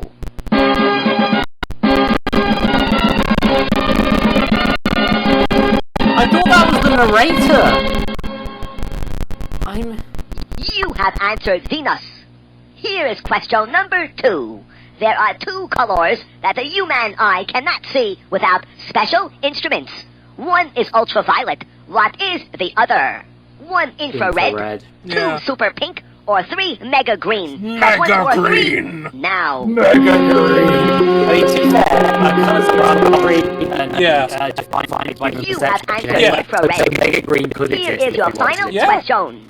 What is the average distance between the Earth and the Sun? Here are 3 choices. A, 83 million miles. B, 93 million miles. Or C, 103 million miles. Press A, B, or C now. Officer, you have answered all 3 of these questions correctly. Very, very good work. In honor of your tremendously good answers, Starfleet Command has instructed me to promote you to the office of Acting Ensign. Yeah. My story circuits have just informed me that the exciting conclusion to this adventure is now online and ready to go. In order for us to reach the exciting ending of Blinded by the Light, you need to remind me of one little bitsy fact.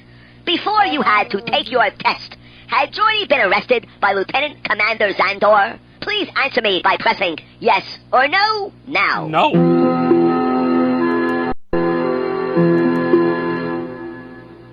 So you do not think that Geordi had been arrested by Lieutenant Commander Zandor. Then I guess you do remember that Geordi had met 3 Romulans who ordered him to kill Troyan Ben. She's now standing in front of Geordi with a Romulan disruptor in her hand. God, I want you to do nothing while I work this out. Onto the do story nothing. Jesus. It forgot what to do. He forgot! There is something about Geordi's expression that worries Troyan as she gets out of the turbolift. He regards her with a cold demeanor. Geordi? Geordi stares at his old friend. There is something he's trying to remember about her, but it's cloudy. Every time he tries to think of it, it slips away. Geordi, are you all right? Troyan notices the weapon in Geordi's hand. He didn't have it when he went into the turbolift, and it's not a Starfleet issue. She takes a couple of steps away from him. Geordi, what's going on here?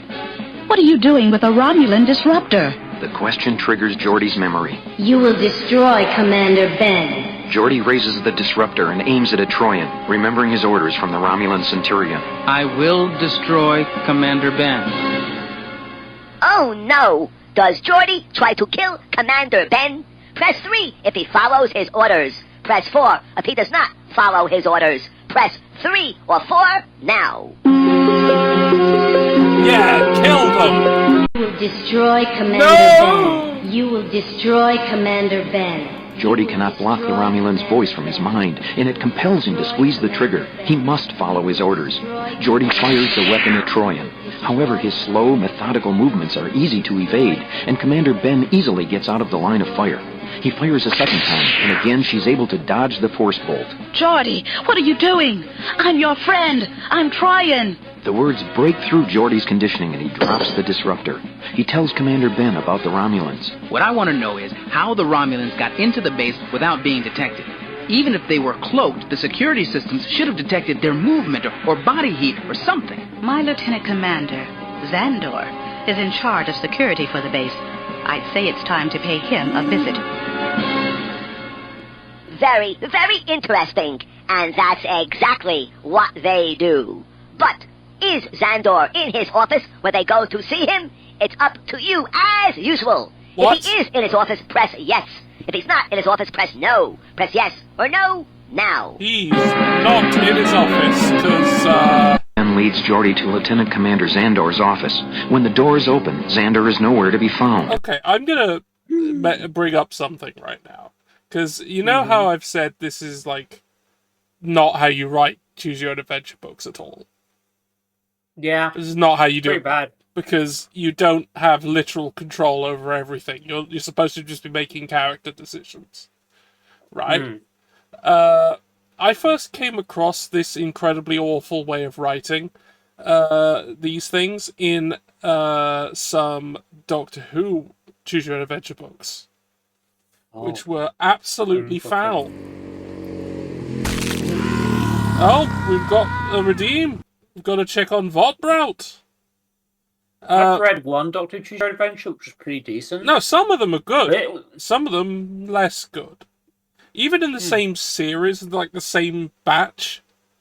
Like, I think there was just like one author who just didn't understand how Choose Your Own Adventure books work. At all. Yeah. Anyway, we're going to see Votbraut now.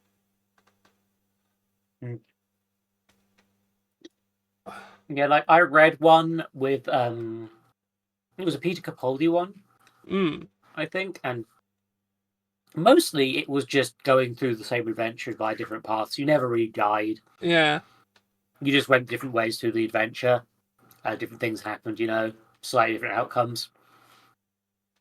And then there was the branch where if you'd done all the other ones, it would be like, oh, you can go in this path now. And it was just a completely different alien. Huh. And it's like, it's fair enough, because you've already done the story. I mean, fair enough. It's not an ending thing. It's not. It's essentially New Game Plus then, isn't it? But also, it's like, most of it was fine. Yeah. No, I mean, I've played some good ones. I played a 6th Doctor one that was alright. Oh. I've played some 10th Doctor ones, half of which were good. The other half were extremely not good. Yeah. But yeah, the ones that were bad had the problem that this has, where apparently we're controlling everything. In that we're choosing our own adventure incredibly literally. And that's just not how those are supposed to work. That feels bad. It's not good.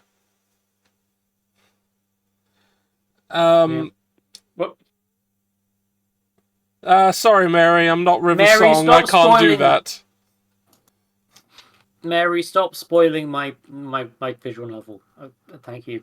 I've been working on it for years. I've given up on that thing. I'm good. I'm going to take the ideas and use them in other places because it just grew out of control. Well, yeah. Also, what? Anyway. Don't worry about it. I'm not gonna. Anyway, what's Votbraut up to? They're placating the Pentasauri. course. What? This appears to involve much execution. They're killing a giant demon Asmodeus. Well, I guess Asmodeus is pretty big. And some teenage liches. Well, liches could be teenagers, but also really, really old. So, they're just... Alright, they're done. They've placated them. Apparently they really needed a bunch of things murdered. And now they're okay. They're not causing a bother. The new quest is to seek the lucky amethyst. Oh, yeah, right, there we go. Child murder. There we go. Oh, and again. Here we go. Once again. Always child murder with them. Yeah, it is. Oh, and greater cheese elementals. Then we've got... right, what are they using right now? A heavy dancing poleaxe. Oh, crippled...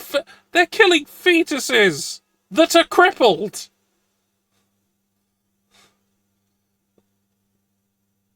Come on, Vought Brown, come on. Kill something that'll be challenging. Alright, now they're killing several messiahs in a row.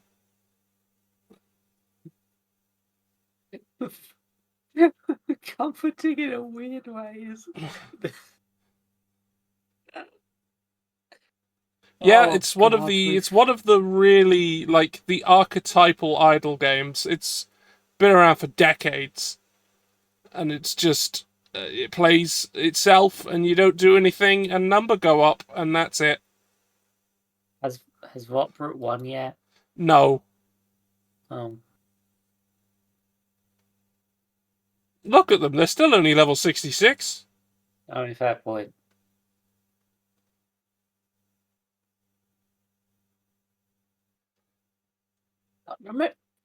Yeah, Panda mentioning the World of Warcraft MMO boom.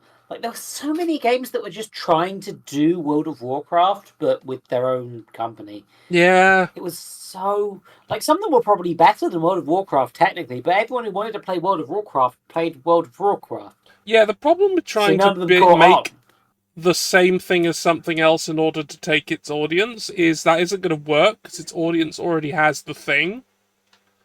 And they're not going to, like, jump ship for no reason at all. Yeah, like, a few of them were, like, dissatisfied by Blizzard.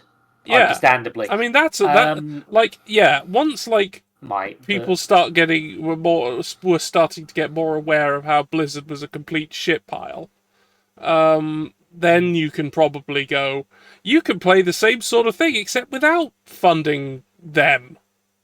That's a good point to make a thing that's similar. Like, the only MMO I've enjoyed MMOs, but most of them try to force you to socialize with people, and I'm not very good at that. That's unfortunately kind of part of the point of MMOs. Yeah. Well, the thing is, Final Fantasy XIV is mostly a single-player game, with some bits where you have to team up with other players. But the Party Finder is, like, good in that game, and you can use robots if the queues are too long for most of the things in that game. Which they will be one of the earlier dungeons, because who's going to replay the first dungeon over and over again as a level 900 or whatever the fuck. So that game was what I like to call good, as opposed to the time when I tried to play Star Wars Knights of the Old Republic, and I couldn't get out of the tutorial zone because I needed 4 people to go through a dungeon. Oh, you mean the Old Republic, not Knights of the Old Republic. The Old Republic, yeah. Knights of the Republic is a single-player game, and it's really good. Game that's good. Yeah. I mean, I still have the problem of getting stuck with progression on it, because I just have that problem with a lot of that. It's BioWare games. BioWare games I keep getting stuck on. Well, play the second one then. That's an Obsidian game. Oh, I did. I beat that one. Yeah, I did get stuck a few times, but I beat the fucker. eventually. Yeah. Knights of By the Republic cheesing the 2, final- which I final fucking level. love. I adore that game. I genuinely want to revisit both of those games. I love the second game. It's made by people who hate Star Wars. Yeah, no, yeah. This is why I like The Last Jedi as well. So of course, and I'd probably really enjoy going back to the patched version of Knights of the Old Republic. Another thing to remember about Knights of the Old Republic 2 is it was Obsidian's debut game. Yeah, it was the first game they arguably. made, and Goddamn, immediately foreshadowed the shit they'd get from publishers over and over again. Forever, yes. Yeah, like when they were told We're to playing a release Star it 6 Trek months game. early, and and that was, and they were like, oh, okay, and that's why it came out like it did. Yeah, like there's a few of these MMOs that sort of at least did well enough to be owned by a zombie company that keeps them running for the really dedicated players. Mm. But so few of them were distinct enough to even get that. There's like not a lot of MMOs I could go on record saying I enjoyed playing. Hold on. I enjoyed The Matrix Online. MMO. Yeah, I've heard that one. I had a quite great fun. time with that. And I knew a few of the movers and shakers in that particular game, like ones who actually like helped drive the plot.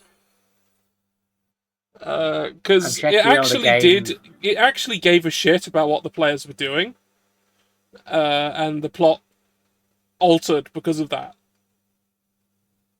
Yeah. Because of just what the players were actually doing, and like these things actually have consequences, and they did. It was a very player-driven plotline, and that was great. Also, the Wachowskis were just in there playing it somewhere as characters, and they would. We didn't know who they were. And also, I had a good time with Star Wars Galaxies, because that before the major remake, the redoing of it, like before they did the major redoing of it, where they fucked it up. I liked the Star Wars game where you could just be like a guy in Star Wars, doing just normal guy stuff. Yeah, I'm just like... And if you did any of the stuff to actually become a Force user, the Empire hunted you down and killed you. And your character was deleted if you died from that. They're not coming back. I'm just... Because, like, you're getting fucking murdered by Darth Vader. You're dead. Which was great. And then, like, there was a rebalance, and then suddenly when everyone could be Jedi, whee! And things kind of collapsed from there. Anyway, we'll stop talking about MMOs now. We're playing a Star Trek game on a Tiger Electronics tape-powered robot. Let's get back to it. Yeah, and we're not going to play Rift. However, they find Chief Medical Officer Tafur lying on the floor. Troyan rushes to her side and checks for a pulse. There is one, but it's very weak. Geordi asks if she's still alive. Barely. She's been shot with some kind of energy weapon. Who do you think did it? The office door slides shut, and suddenly the three Romulans appear. She was a threat to the successful completion of our mission, as are you. Since you are no longer susceptible to our conditioning, Geordi LaForge, we have no choice but to destroy you both. The three Romulans fire their weapons. Geordi's visor records an intense blast of light, and he assumes it came from the energy beams of the disruptors. Momentarily blinded, he is amazed when his visor begins transmitting new information. He and Commander Ben are no longer in the small office. At first he believes it must be an illusion, but after a moment, both he and Troyan recognize where they are. Mom's place. Geordi and Troyan are in a cave they called Mom's Place when they were kids. It was Troyan's mother's favorite place for picnics, a cool cave outside the base, lit by luminous minerals in the walls. How did we get here? Geordi surveys the cave. His visor is picking up an unrecognizable energy fluctuation. Boosting the ultraviolet sensitivity of his visor, Geordi begins to make out several spectral shapes. Who are you? Troyan cannot see the shapes, but somehow she can sense their presence. Who are you talking to, Geordi? We are the Illume. We are the ones who brought you here. What happens next is up to you. Does Commander Ben assume the aliens are hostile? Press 3 if you'd like her to fire upon them. Press 4 if you'd like her to hear the aliens out. Press 3 or 4 now. Shall we do the Star Trek thing, or shall we do the shoot them thing? I think shooting them is in the spirit of Star Trek. Yeah, I agree. No.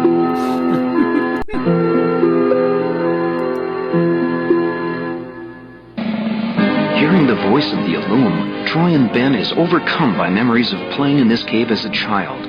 She remembers hearing voices. She remembers seeing shades. For years she thought it was just her imagination. Now she is convinced that she has been haunted. Then you've been here all along. Feeling that she has been under siege all her time on Fenrak 3, she fires her phaser in the direction of the voice. That's a Geordi can see the torpedo. Illume dissipate. It reincorporates several yards away. We had hoped that we would be able to make peaceful contact with the corporal beings of this universe. But this action has proven that we may not. You and the other humanoids on this planet are still too warlike. You create weapons.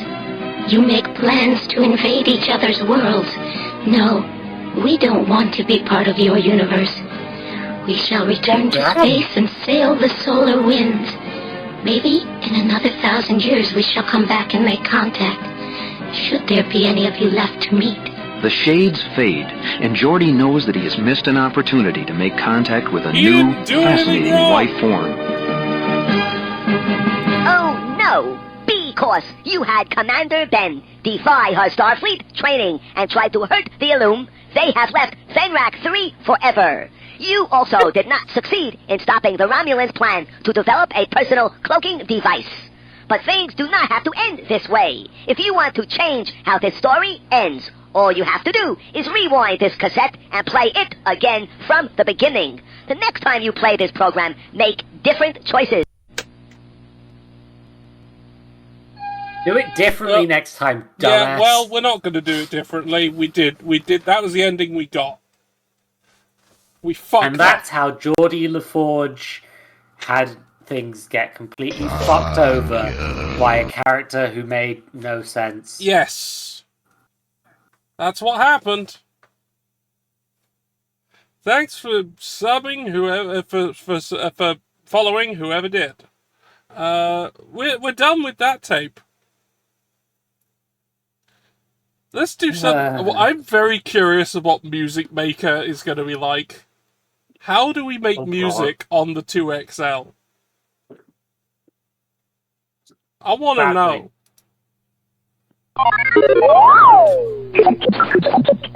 Muchos gracias for turning me on. I am 2XL, your robot, and this program is called Music Maker. Before we begin, I'd like to ask you a few questions. Which season is it outside? Is it 1, summertime out there, 2, fall, 3, winter, or 4, spring? Press one of my buttons. It's spring now. outside. Button it's night. Now. Oh, good. Spring is my favorite season. I now need a favor from you. Please press the question button, which is the same as button 1 now. No! Stop screaming! You have not followed instructions. Follow instructions in the future. I have another question for you. I'm very curious. Which day of the week is today? If it's Saturday, press A. Sunday, press B. Monday, press C. Or if it's some other day of the week, then please press button 1 for me now. It's like fucking... If you have followed all of my instructions properly, I now know it's Monday. Thank you for your answer. I now need a favor. Press button 1 for me now. Okay. Much. I appreciate all of your information. You see, being a robot, I sometimes like to know the day of the week or the season. It helps me a lot. and I have to ask you. So again, thanks a lot. I really do appreciate this. I was just curious. Let's now get started with this program. Please remember to always follow my instructions very carefully. Only press my buttons after, not before, not during, but after I say the word now. And have fun. That's right, have fun. It is important. Let's get started by making up a song together. Let's see, let's call this song, let's call it Goodbye Weasel. Here's what we do. We've all heard the song Pop Goes the Weasel. But if weasels go pop, I wonder what sound other animals make. Let's find out. Would you like to begin by singing about a fish or an ostrich? If you would like me to sing about a fish, press A. An ostrich, press B. Press A or B now. Let's hear about fish. To sing about a fish. Here's another choice for you. After I sing about a fish, would you like me to sing about 1, a leopard, or 2, a rock? Press 1 or 2 now. Rocks! Rocks! This will be a pretty funny song. Now sit back, relax, and listen to the song that you just made up. There's a meal on my plate, it's sitting on my dishy. The cook, she threw it on my plate, plop goes the fishy. Then it fell right off the plate, course it was wet and slippery. I heard it when it hit the floor, plop goes the fishy. You see, I sang about the fish that you suggested. But don't you worry, I recall the second one you picked. Now I'll sing about that certain thing that you requested.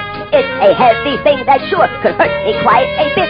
I lifted up a heavy stone and ran around the block. But then I dropped it on my toe. Crunch goes the rock. Pretty nifty button pushing. Okay, now let's end this song with another choice. If you want me to end this song off by singing about a chick, press 1. A pizza, press 2. A snake, press 3. Or a human, press 4. Go ahead, press during the music now. Okay, I have your input. Now let me work it through my computer brain. Okay, I am now ready to put your new input into the song. I'm ready to sing again. Listen. Once I had a pizza pie. It had no legs or feet, sir. But when I wore it like a hat, squish went the pizza. I ate it right off my head. And then when I was through, I ate another pizza pie with pepperoni too. It felt so good upon my head. I thought it was so neat, sir. I'll always eat it that way. Squish goes the pizza.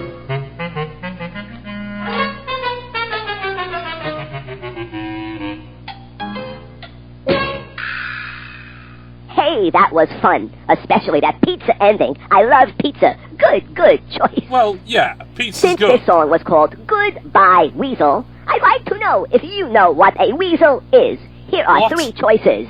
A weasel is like a dog, and it even can bark. B, a weasel is between 6 and 18 inches long, with a long tail. Or C, a weasel looks like a chicken. Press A, B, or C now. What?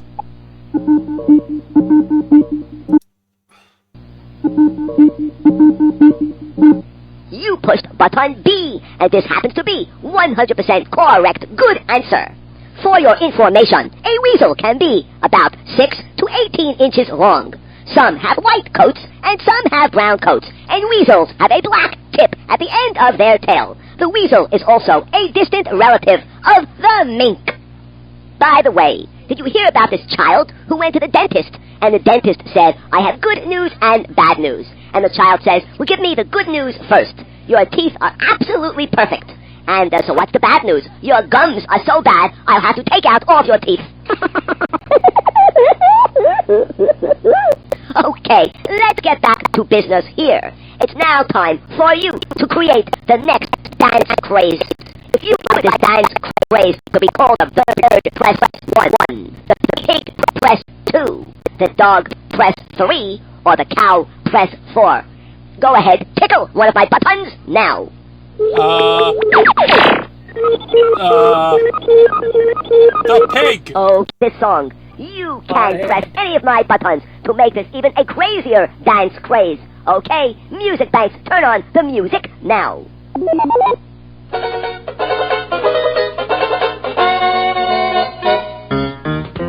First you have to get all pink.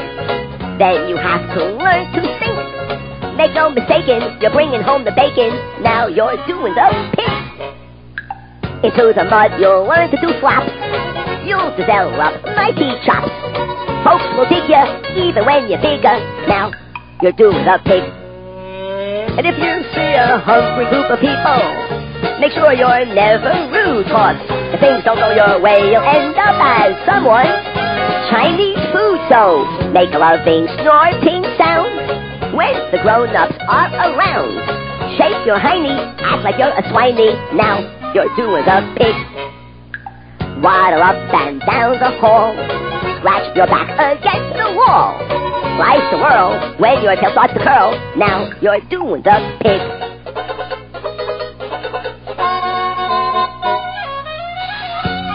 Yes, friends, press no button. We're now thinking about pigs. Yes, pigs. Hear those squealing pigs. You know why we're thinking about pigs? We're thinking about pigs because you press pigs. That's right, you press my button too. And because of that, I must sing about pigs. And you know why? Yeah, you got no choice. Because you're sing the about pig, pigs, I am robot. the robot. And whatever you do, I must obey. And if you push pigs, we sing about pigs. Okay, now while I start singing again, push a different button perhaps, and we'll sing about something else. So feel free to push my button.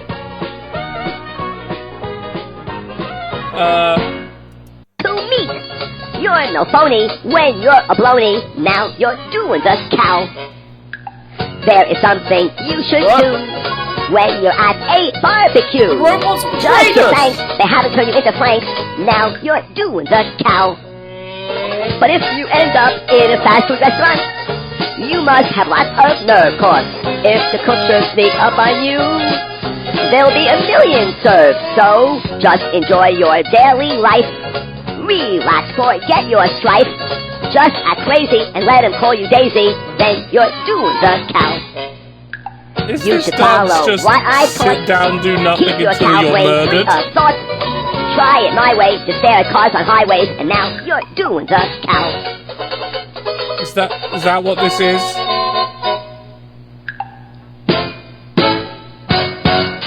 Congratulations, you just created the next dance craze. I'd now like to play a game with you called Name This Tune and Instrument. I will play you a little music. I want you to tell me what instrument I am playing and perhaps the name of the tune. Okay, listen carefully.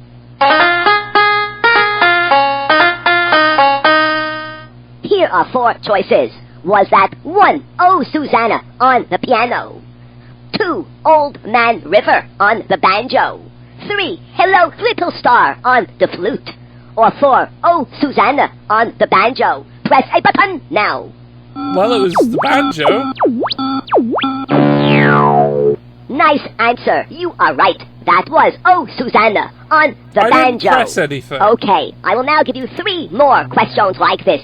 And if you get all 3 correct, my memory banks will know it, and I'll give you 2 funny jokes as a reward. Oh, okay, God. here's the first one. Listen.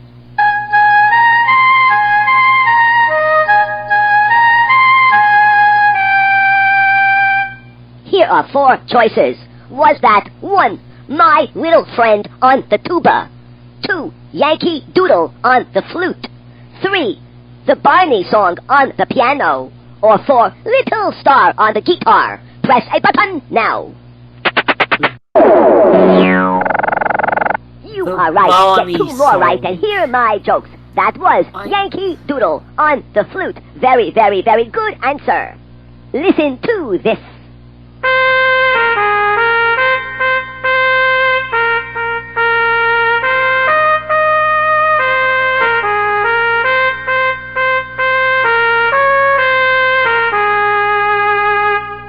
Here are 3 choices. A, the Teenage Mutant Ninja Turtles theme song on the bongos. B, Mary Had a Little Lamb on the violin. Or C, Mary Had a Little Lamb on the trumpet. Press A, B, or C now. I don't think it was You the must have Teenage good Mutant Ninja ears. Turtles You are thing. right. That was Mary Had a Little Lamb on the trumpet. Here's your last one. Get this one right, and That's hear fine. those 2 I jokes. feel like doing that Listen too. carefully.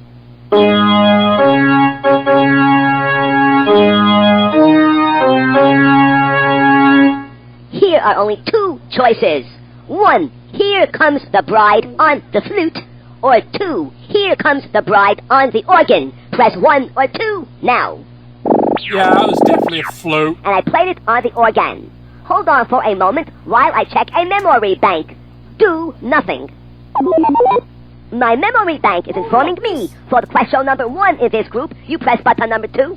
For question 2 in this group, you press button C. And for question 3 in this group, you press button number 2. That's absolutely perfect. Good work. You have earned those 2 funny jokes. Joke number 1. Why is a baby like an old car? George. It never goes anywhere without a rat hole. Why? Joke number 2. This child goes to a doctor and says, "Doctor, I have a splitting headache." And the doctor says, "Have you tried glue?" There you go. The 2 jokes that you earned. That sound is telling me it is now time to play Beat the Boing. That's right, Beat the Boing. Music banks, turn on music now. In this song, you get to press my buttons whenever you hear this boing sound. Button 1 is about how to treat a friend. Button 2 is about how to treat a pet. Button 3 is about what it feels like to be a lion. And button 4 is about how to deal with an insect. By pressing different buttons every time you hear the boing sound, crazy and fun things will happen. Let's go. Life is fun when you have a pet. You teach him tricks, you never fret. Life is great when you have a pet. With pets, you never fret. The lions are so cool. You get too far. If you make up a special jar, your bug won't get too far. One of your socks. The day is ending too soon, 'cause when you play with the sock, you can't play quite a lot. One can't fly up there. If another one comes that night, you could get a little bite. But you'll be fine in the morning light, so you won't mind the bite. Hey, isn't this fun? You know, I am not a professional singer. If I was, I'd be making much more money, and I would not be made of plastic. I am only a robot. I hope you are remembering to push a different button the second you hear that boing sound. Okay, here we go. Let's sing again.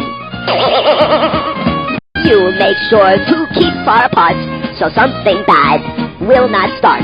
You make sure to keep far apart so nothing bad will start. Stare into your room agape, 'cause something bad had escaped.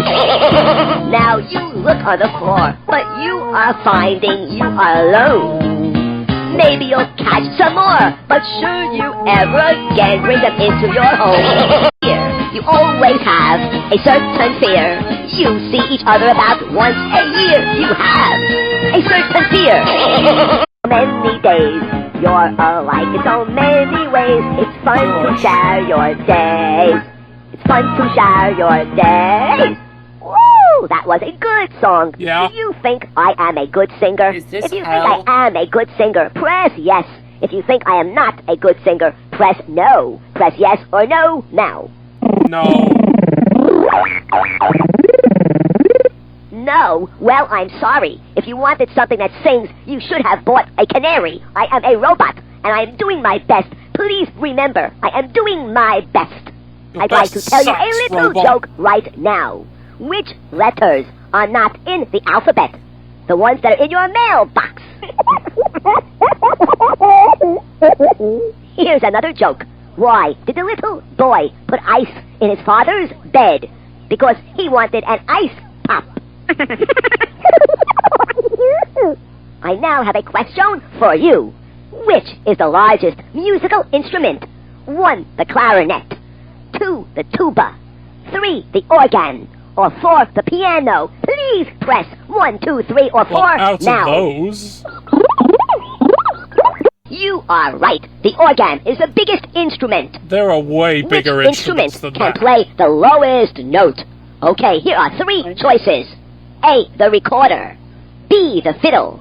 Or C, the tuba. Press A, B, or C now.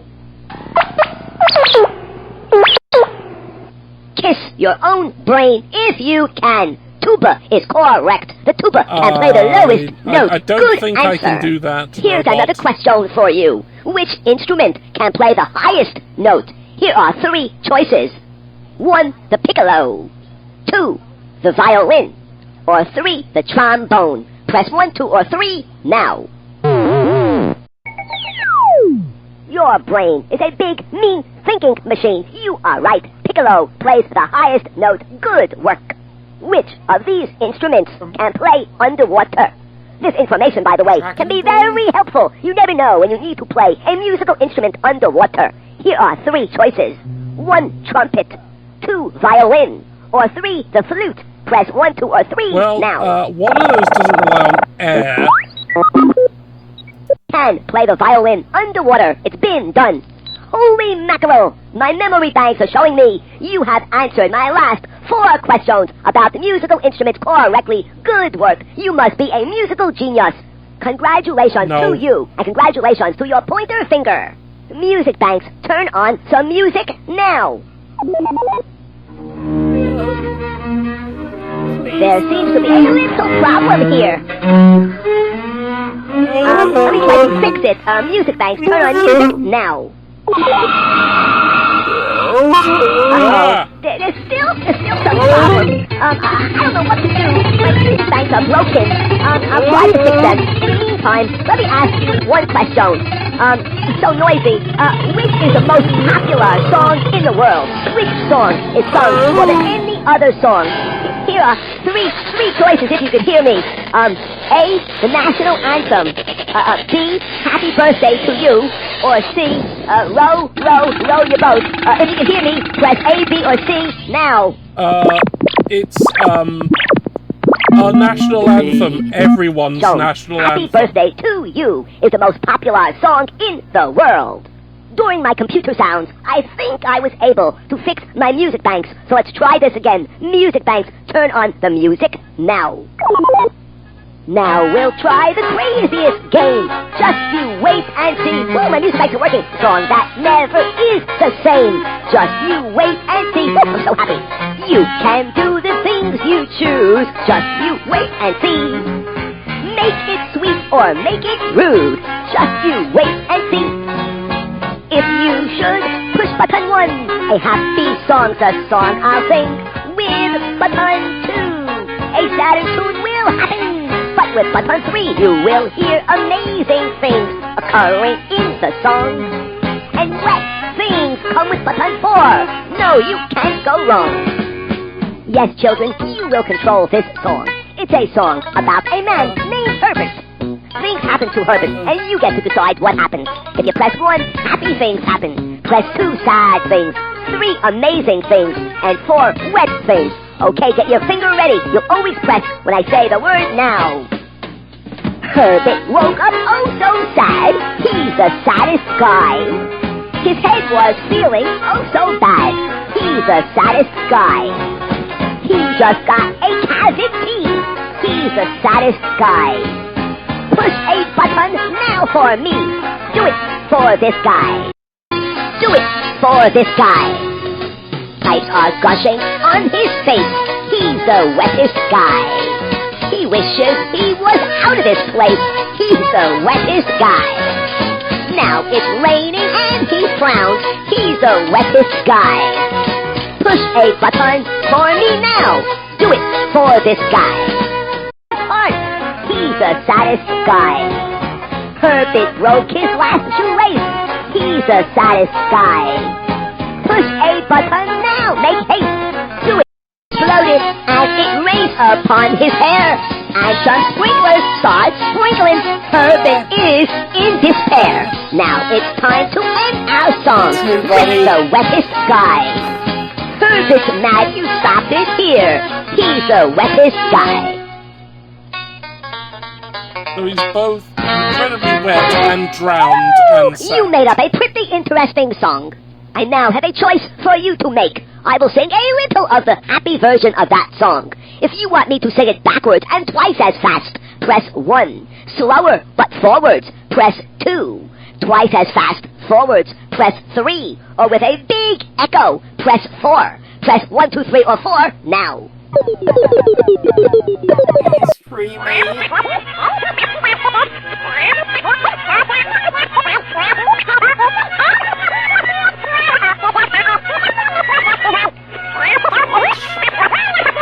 Yeah.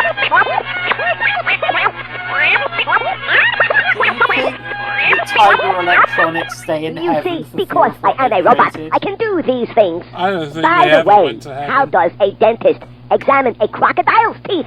Very, very carefully. Okay, it's now time for a silent song that you make up in your head. I would like you to push my stop button, turn me off, make up a song in your head, sing it in your head, and then turn me back on. Go ahead, turn me off now. No. Welcome back. Well, were you able to make up a song and sing it in your head? If you were, press yes. If you were not able to do this, press no. Press yes or no now. No. Well, maybe later. Later, try making up a song in your head. I'm sure if you try real hard, you can do it. I would now like to make up a pretend song with you. In this song, I will pretend to be many things, and I want you to pretend also. Only press my buttons when I tell you to. Okay, let's get going. Get ready to pretend. Okay, here's the deal now. When I tell you to, you're gonna press my buttons, okay? Let's start out right now. Go ahead, even though I'm talking. Press a button now. Press a button. Always press a different button, okay? A different button. Here we go.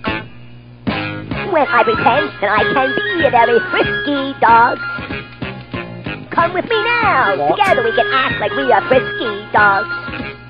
Whoa, Hey, what the dog. fuck? I want Dog sex. never gets Woof. enough. Let's go. Ruff, ruff, ruff, ruff, ruff. Fuck. It's fun being a dog. Okay, now come on, we're dogs. Act like a dog with me. That's it. What do dogs do? They I sit, miss my they wife, stand, they turn around, they I beg, miss they her a smell lot. things, they bark, they cry sometimes. My wife. Tails. Okay, I hope you're doing these things. Okay, press Yeah. a button now. This one. Come with me now. We can act like we're a telephone. Okay. We'll go ring, ring, ring, ring, ring. We'll do it as we sing, sing, sing. Let's go ring, ring, ring, ring, ring. Hey, it's fun being a telephone. Okay, act like a telephone. Pretend you are talking to someone. Pretend you are dialing those digits. Talk to people. Pretend that you're answering. Pretend you are ringing. Ring, ring, ring, ring, ring, ring, ring. If Okay, push a pretending different to be a button telephone now. by just sitting here and doing nothing. Because that's Thank what you. I telephones appreciate do you following my without human instructions. action. Hey, I'll tell you what. I'll give you a choice. If you want us to pretend we're a rock guitar, press 1.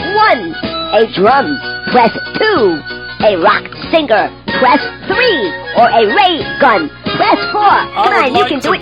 Press one of those press one of those buttons now. I've started Let's drawing sing. spirals again. For sound number 3, we can pretend that we're a big ray gun. Come with me now. Together we'll sound like we're a big ray gun. Die! Let's go zap, zap, zap. Now we've got 'em spray in our my trap. light upon Let's go you zap, zap, zoop, zap, until zap. you die! Hey, it's cool being a ray gun. Come on, act I like a ray murdered gun. Geordie Boing. LaForge. No! He's fucking dead. Come I on, you can act like a ray killed gun. him. Be bright and act like a ray gun. Get it? Okay, real nifty. Hey, guess what time it is? It's time to press a button now. A different button. Go ahead. Press one of my buttons. Hear it out. Do nothing. Do nothing. Oh. Oh, I remember now. Back to the music.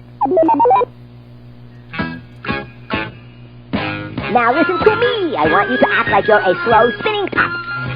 I want you to spin. Come on, spin like you're a slow spinning top. Just go round and round and round. But not so much that you fall to the ground. Just go round and round and round. Oh, I like being a top. Woohoo! Okay, spin I'm around like not a going top. fast Not enough too to stay fast. up. Take it easy now. Take it easy. You can be a slow top, you know? No. Try it. Be a slow top. Stand on one leg and try to get a little spin. Okay, you're doing it, I hope. I hope. It's now time to press another button now. Now.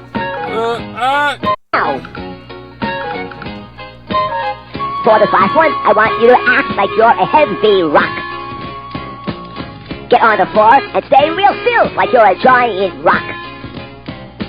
Don't you move or make a sound. Just stay curled up on the ground.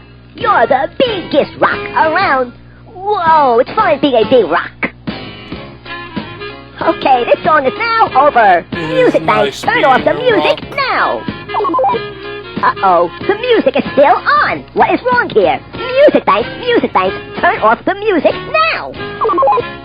Uh-oh, I'm in real trouble here. I'm sorry, but I cannot turn off my music. I'll have to end this program with the music on. Please remember, every time you play this program, if you press different buttons, then I will play and make up and sing different songs for you. Thank you very much for operating me. Thanks a lot. Please turn me off now. Uh-oh, I am still on. Please turn me off now. This music is driving me crazy. Good. I have produced some art. Do you like my art, George? Have you shown it somewhere? I put it in the dump, George. Okay, I'll have a look.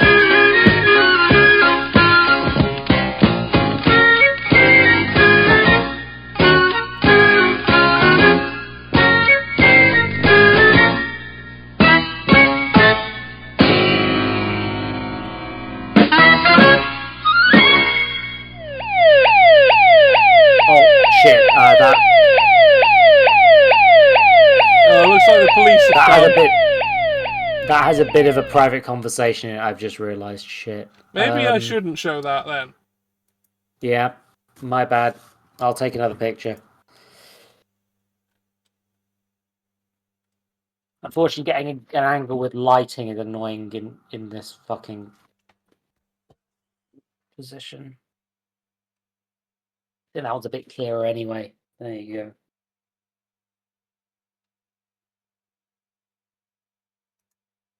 Nothing too incriminating, just like didn't particularly want to accidentally share some messages. Yeah, that's fair. That's fair. That's fair. Context. Here's a better one. Yeah, I've got it.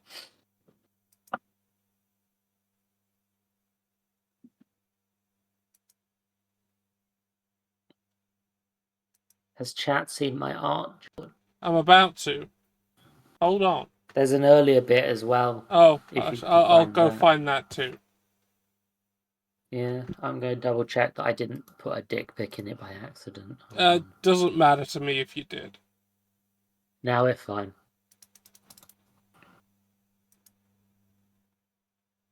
I've made such wonderful arts, George. Do you like my arts? So this is what we got out of playing the Music Maker tape for the 2XL. This is the result.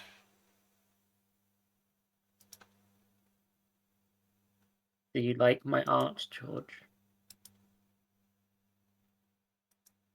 Do you like it? Yeah, I do. Thank you.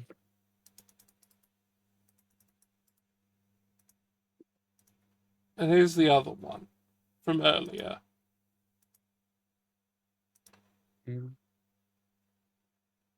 I think the earlier one has a different style to it. A different beast. Yeah, it does. A child. A child. Alright, we finished that tape.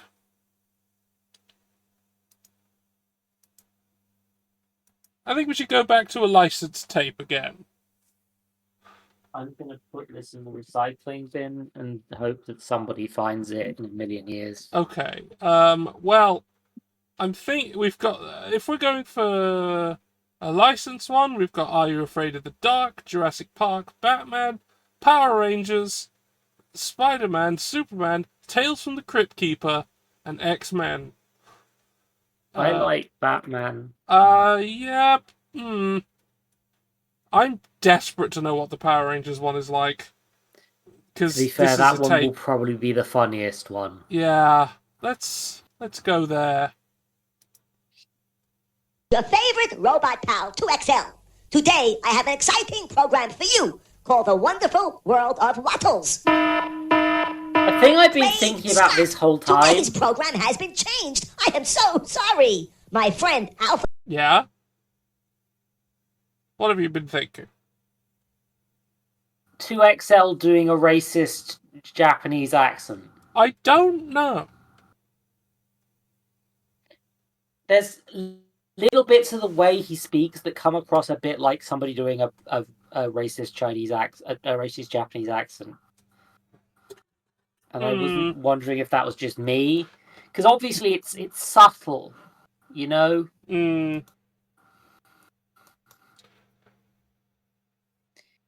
I'm not seeing it.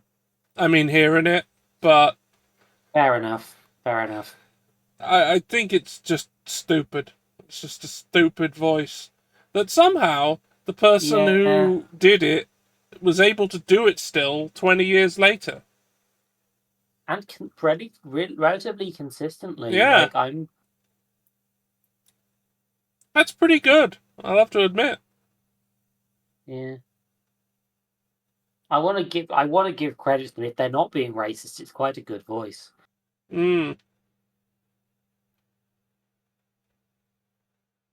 Alright, well, let's see what happens in I don't know, Angel Grove or wherever the fuck.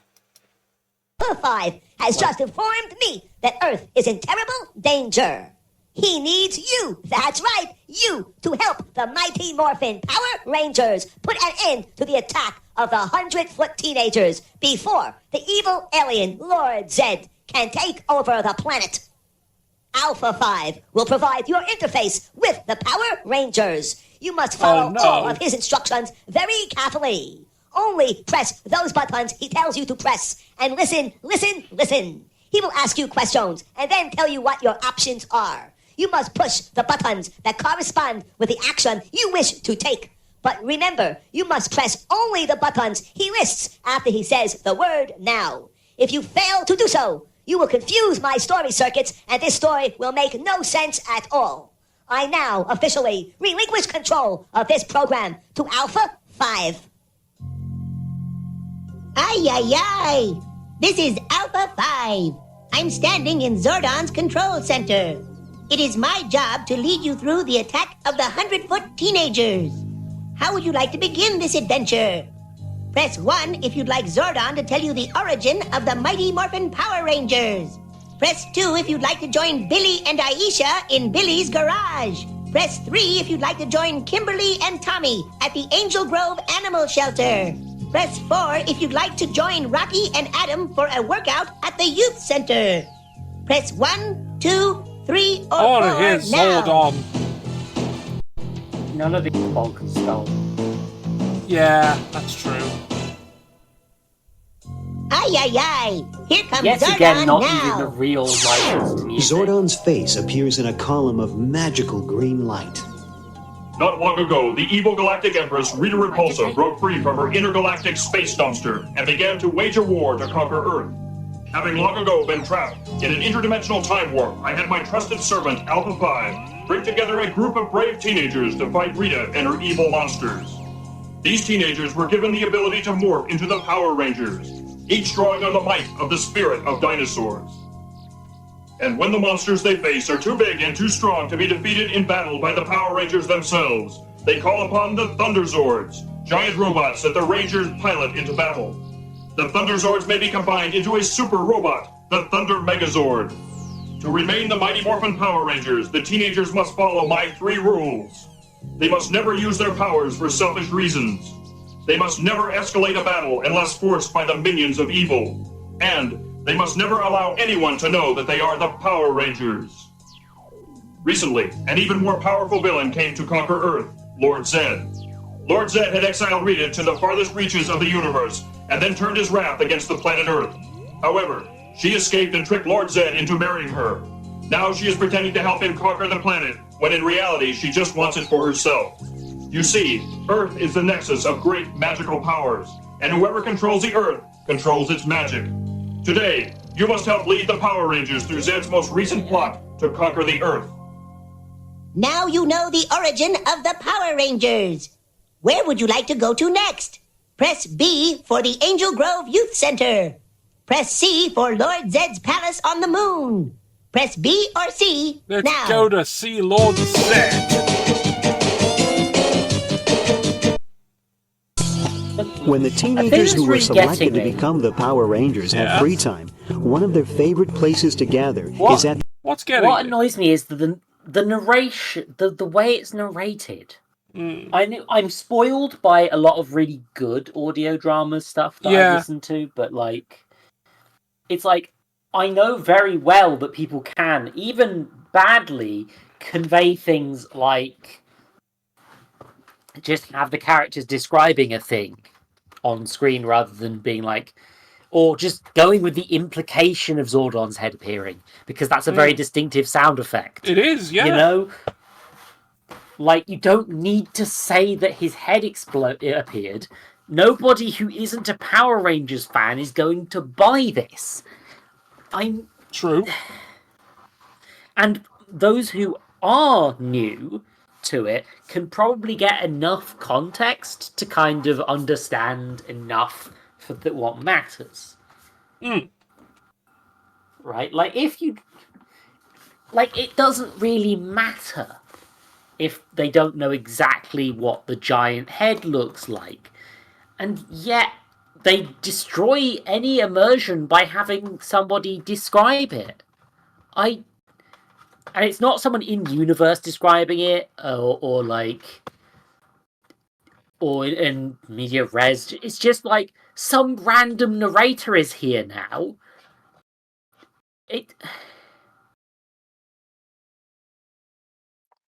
I don't like this very much, George. I'm a better writer than the format of this. Yeah, so am I. We both are. Yeah. And you know, I've actually released Choose Your Own Adventure games before, written by me. Yeah, and they are better than play this. That because I went and avoided watching Pank's playthrough of a critically acclaimed game. Yeah. No, that's one of Quinn's games. Yeah. Come on, brain.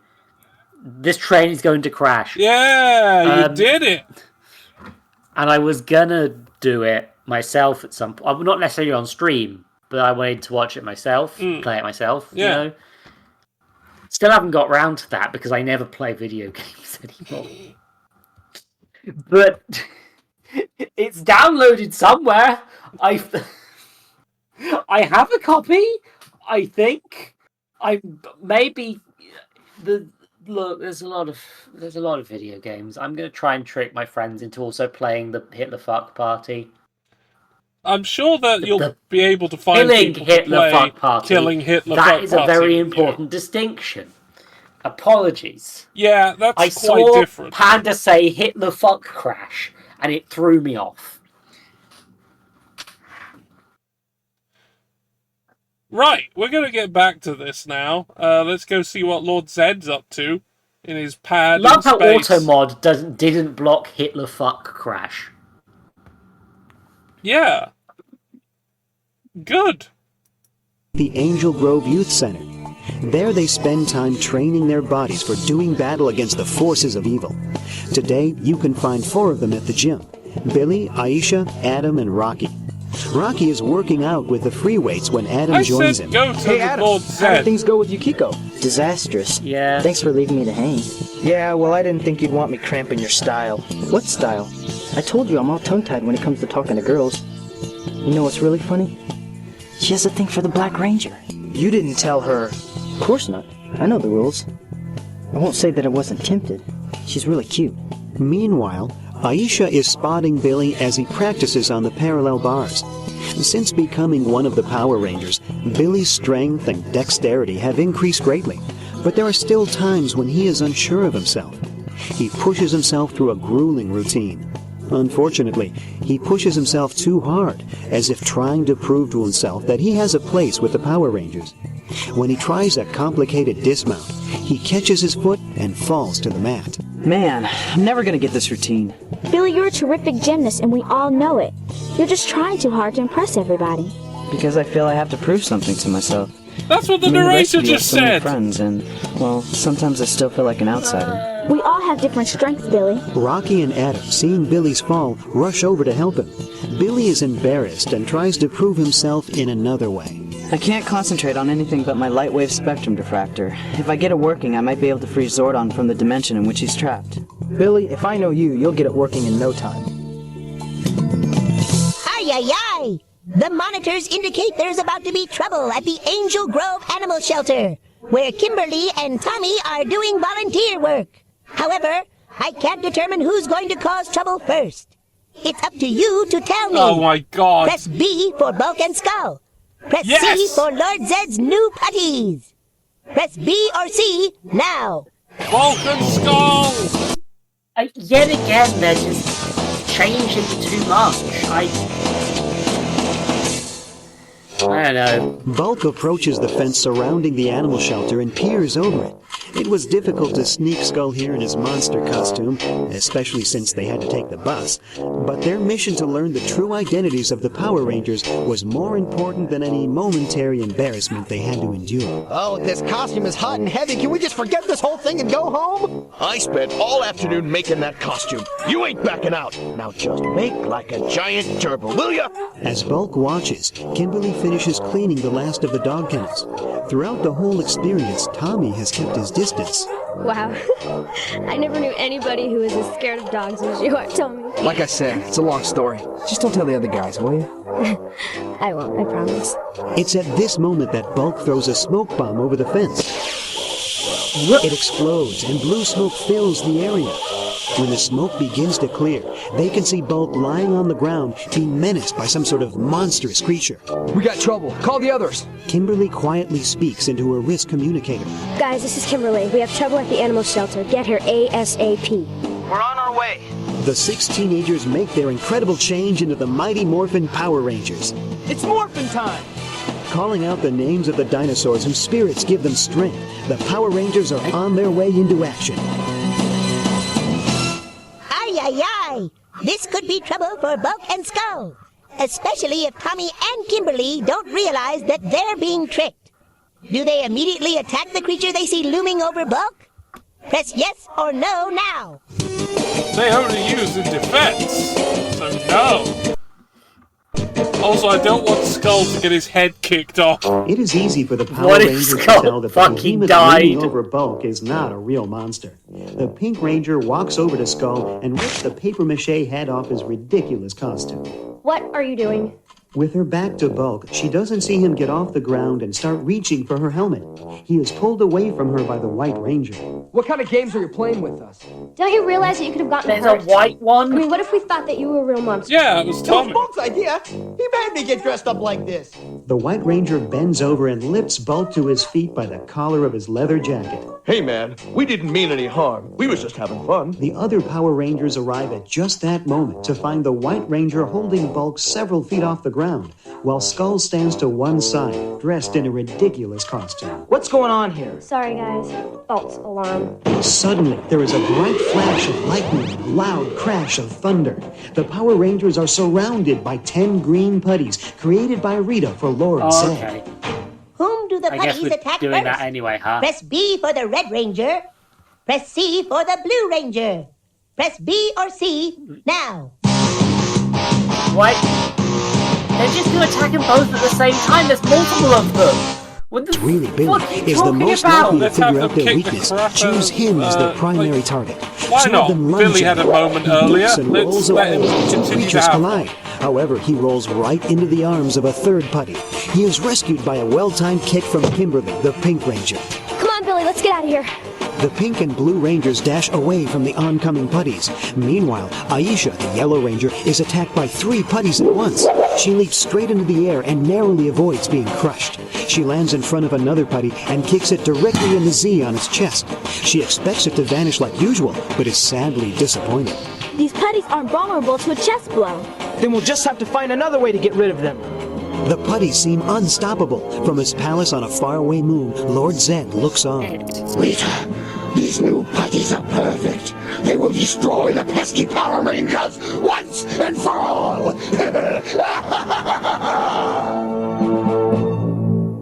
What do you want our heroes to do?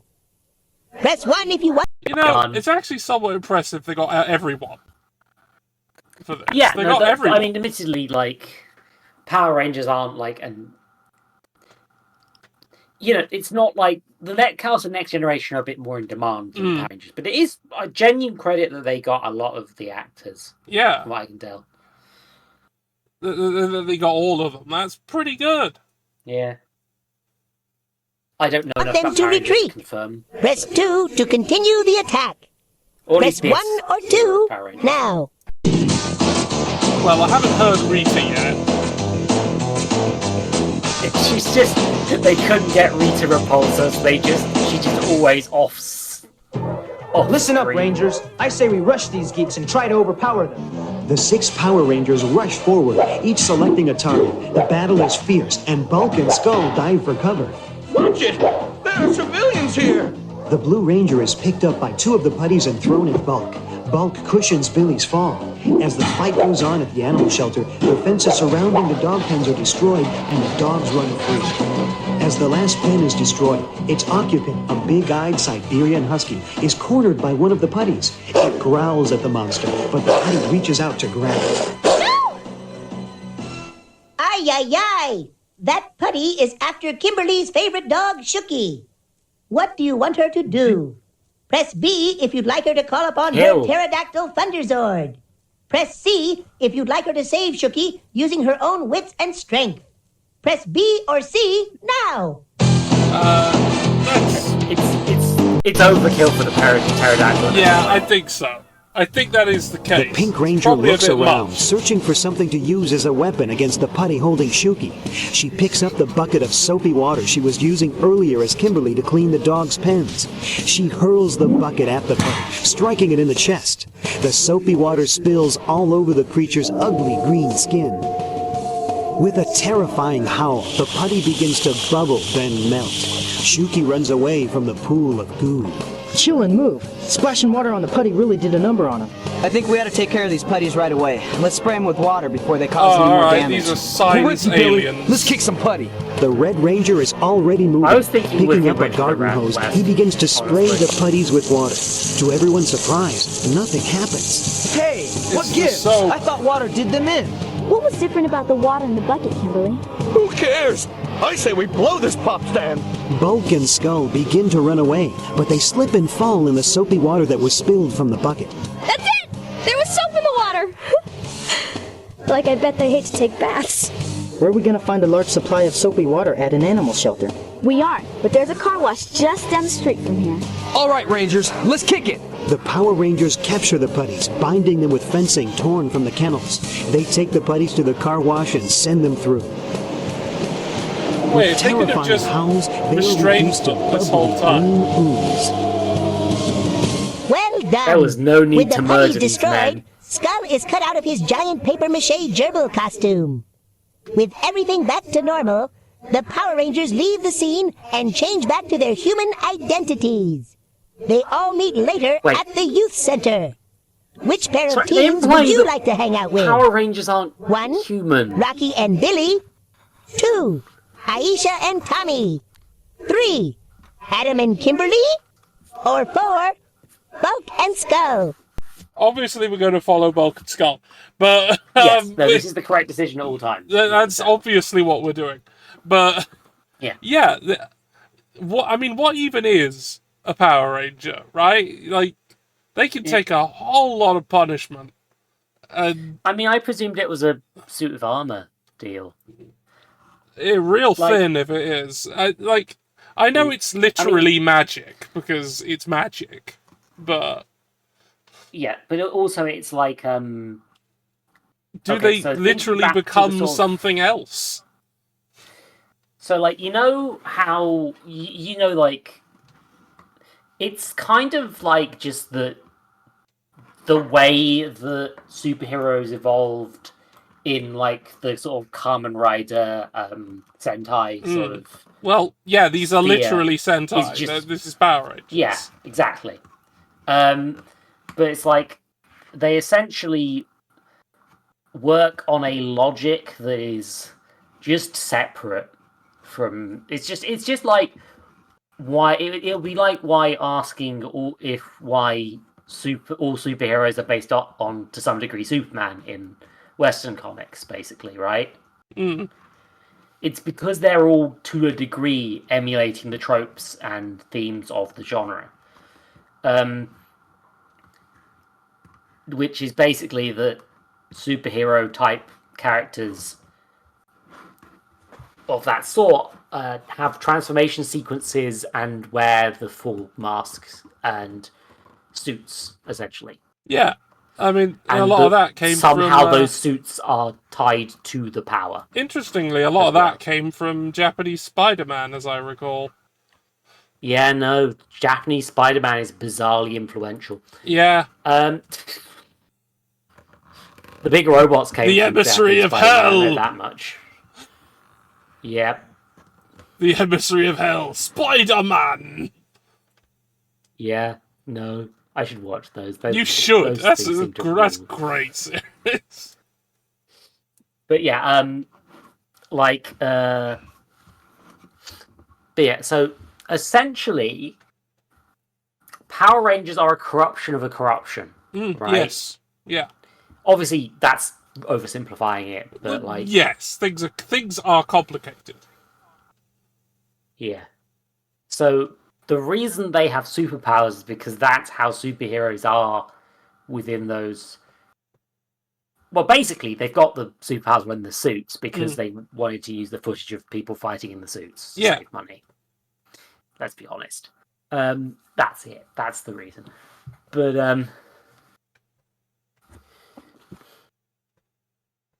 all right. Yeah. Well, let's go see Bulk and Skull. Press 1, 2, 3, or 4 now.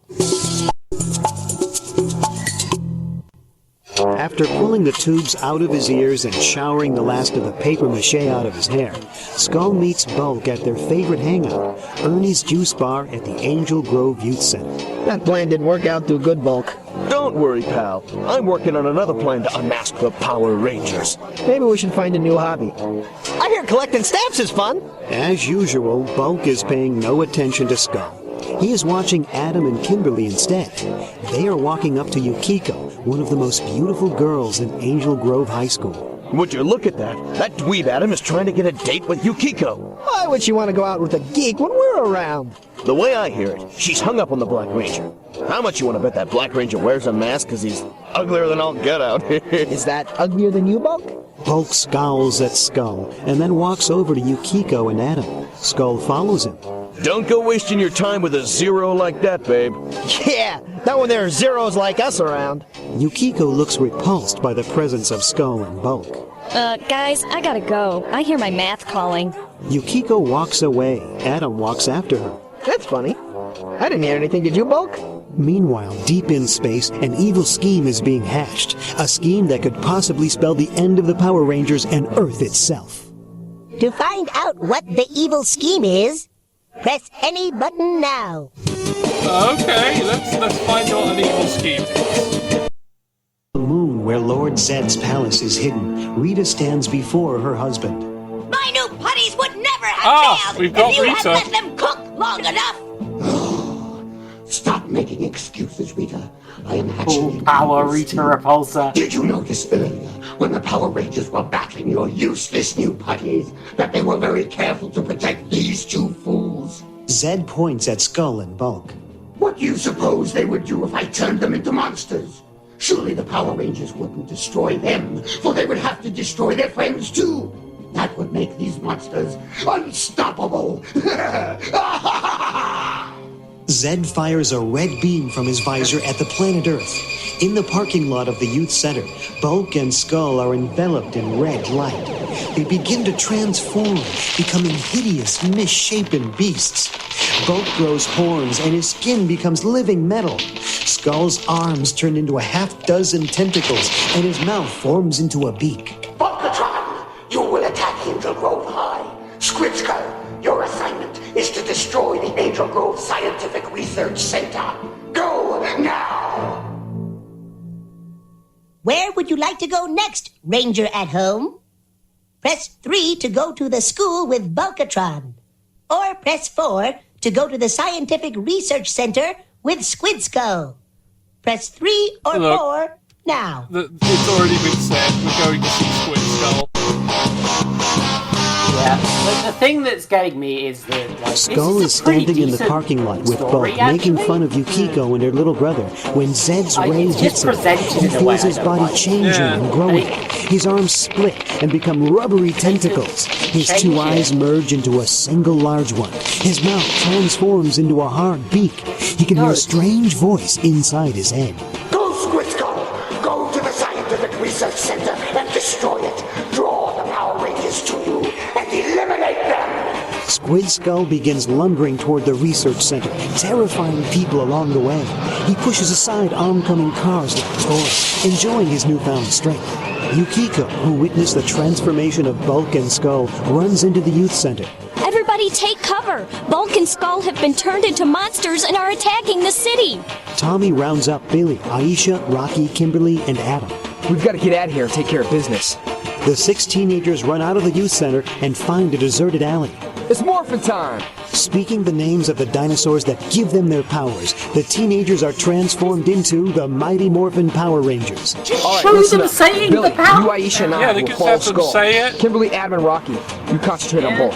Let's go. Squid Skull arrives at the Scientific Research Center, but isn't quite sure what to do. He crashes through the glass windows that line the front of the building and shuffles down the hall, slamming his tentacles through doors. The blue, yellow, and white Rangers arrive and block his path. Stop right there, Skull. We don't want to hurt you. At this time, you have the option of choosing which team of Power Rangers you'd like to help. Press 1 if you would like to help Rocky, Kimberly, and Adam battle Bulkatron. Press 2 if you'd like to help Billy, Aisha, and Tommy fight Squid Skull.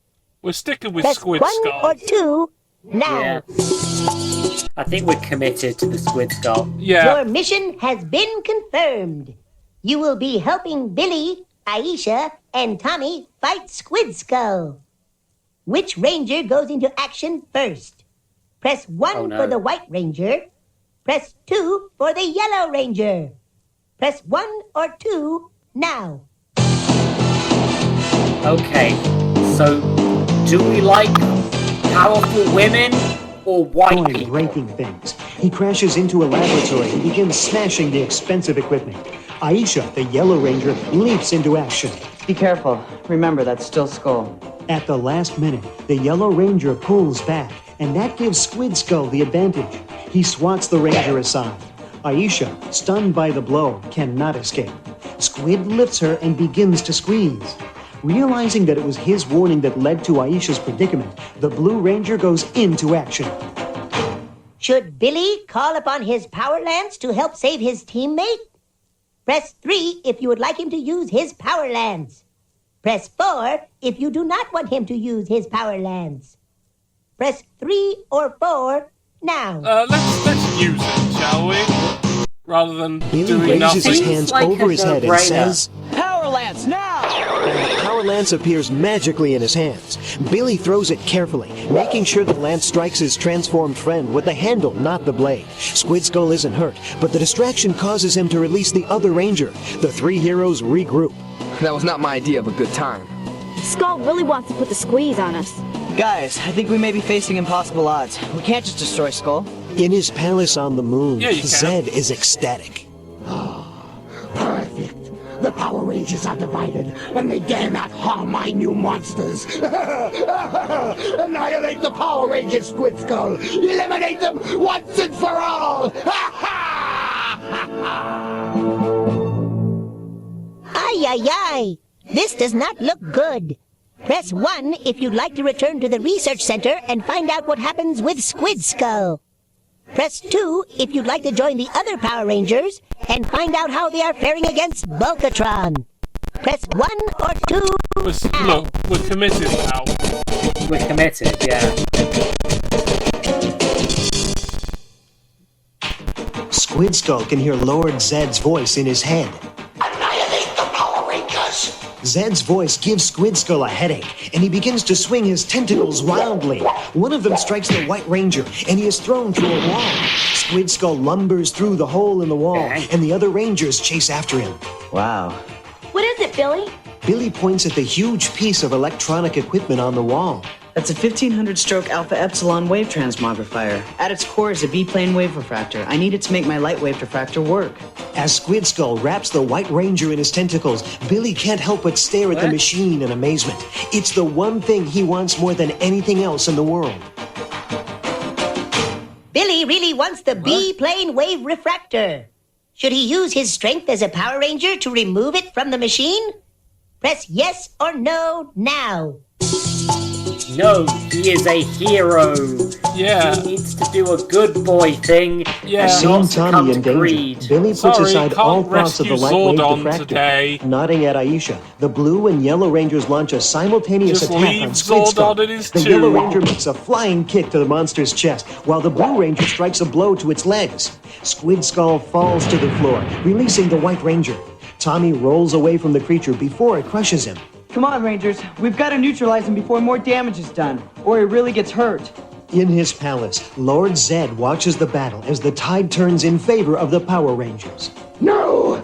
I will not let the Power Rangers defeat my new monsters this easily! Zed raises his Z-top staff. Lightning swirls around his arm and shoots out of the Z, aimed at the Earth. The beam strikes Squid Skull, enveloping him in shimmering light. Squid screams as he begins to grow. Looks like our troubles just got bigger. Squid Skull keeps growing, his head crashing through the roof of the building. Soon he is 100 feet tall. He looks down at the Power Rangers. Destroy them! Destroy the Power Rangers now! Squid Skull opens his beak and a stream of inky black acid streams out. Billy, Aisha, and Tommy leap for cover to avoid being burned. How should Squid Skull try to eliminate the Power Rangers? Oh, cool. Press B to have him try to crush our heroes under his giant feet. Press C to have him use his acid spray. Press B or C the acid now. Spray, right? Yes. This is one of those choices where I'm like, I don't know what to fucking do. Stream of acid. The Power Rangers take cover behind a large glass panel that protects them. The Power Squid Skull Rangers. shakes his tentacles angrily as the Power Rangers run for the parking lot. We've got to get all the Rangers together. There's no way we're going to stop this Squid Skull without the Thunder Zords. The White Ranger uses his communicator to call the other Rangers. We were just thinking the same thing. What about Bulk and Skull? Well, since Lord Zed's controlling them, I'm sure they'll follow us wherever we go. Then where should we meet? That is up to you, Ranger at home. Where would you like them to face Bulk and Skull in their final battle? Press 1 for the fairgrounds. Press 2 for the riverbank. Press 1 or 2 now. Now let's avoid At the collateral river, the damage, Power Rangers shall we? regroup there. Just as Billy guessed, Bulkatron and Squid Skull follow them. As the Rangers are about to call upon the Thunder Zords, This is having the Aisha can problem hear with a the lot of sounds these of a choose your child adventure crying. things where it's like, Hold up, guys. there's an I think there's obvious someone correct choice. Aisha goes to investigate. She finds her younger cousin Because there can't be Maya a fail-safe hiding in a in clump this, of tall really. grass. Aisha is concerned about revealing her identity to the little girl, so she has to pretend that she does not know her. What are you doing here, little girl? Maya is too scared by the appearance of the monsters and the Power Rangers to speak. The Yellow Ranger moves toward her. I won't hurt you, but we've got to get you someplace safe. Come on. Maya doesn't move, and the Yellow Ranger fears that the only way to convince her cousin to go with her is to reveal her secret identity. Does Aisha reveal her identity? No. Press yes if you want her to. Press no if you don't want her to reveal her identity. Press no now.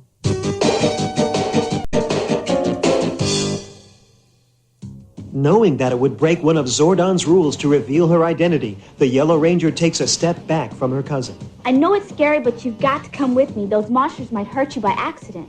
The little girl is scared, but when the rest of the Power Rangers appear behind the Yellow Ranger, she begins to feel less afraid. Aisha realizes the best thing to do. She tells Kimberly, Pink is her favorite color. Maybe she'll trust you. Go for it. We'll hold back Bulk and Skull. As the other Rangers rush off to fight the giant What? monsters, the Pink Ranger moves toward Maya and holds out her hand. Maya overcomes her fear and takes it. Kimberly gets the little girl to safety, then returns to her teammates. We need Thunderzord power now! The Power Rangers call out the names of the Thunderzords. Rushing from their hiding places all over the world, the Thunderzords gather on the riverbank. Amidst a raging storm of thunder and lightning, the Zords come together, forming the Thunder Megazord. The Power Rangers leap into the control room and get ready for action. Thunder Megazord, battle ready! The Power Rangers must choose what weapon they will use to fight Volcatron and Squid Skull. Do you want them to use A, their power charge fists, B, a thunderbolt, or C, the Thunder Saber? Press A, B, or C now. Punch the crap out of them. Afraid that the Thunder Saber might hurt their friends, Rocky decides against using it. In his momentary delay, Squid Skull attacks. He wraps his tentacles around the Thunder Megazord and begins to squeeze. Thunder Fist, power up! Adam charges the Zord's fists, and their electrical charges forces Squid Skull to release the Zord. The touch of the magically powered fist causes the giant monster to transform back into an ordinary teenager. Excellent move. Volcatron morphs his hands of living metal into giant battle axes, intending to cut the Thunder Megazord into pieces. However, one blow from the Zord's magically enhanced fist changes the monster back into bulk. Oh, blast those Rangers! They have defeated my monsters, but I shall be back, and next time they won't be so lucky!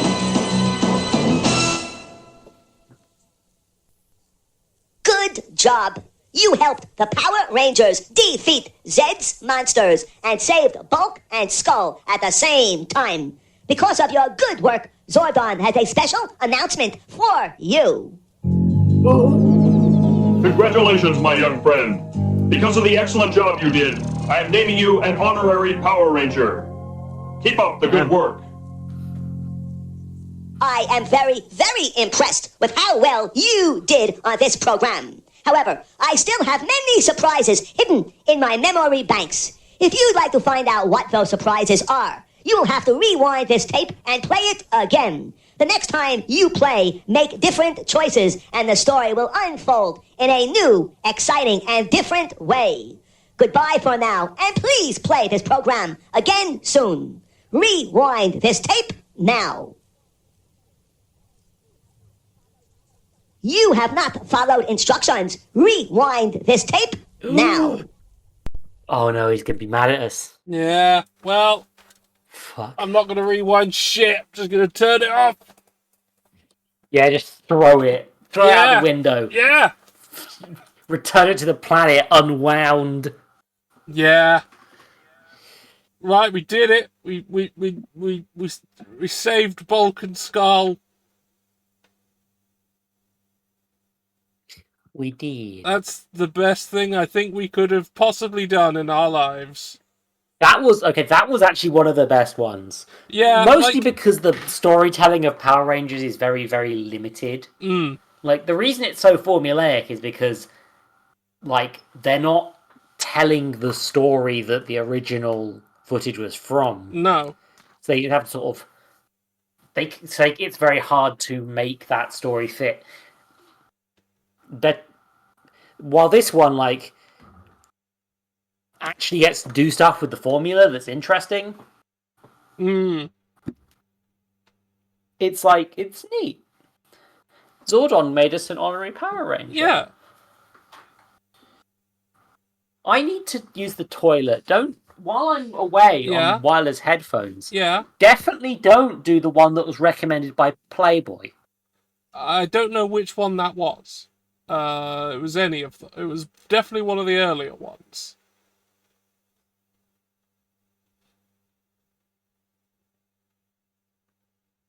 They just said the robot was good.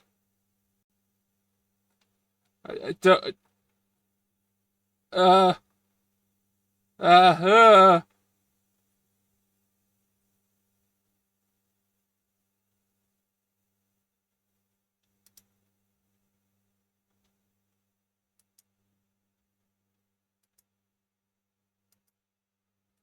There wasn't a specific one. Yeah, but earlier there wasn't one actually specifically recommended by Playboy.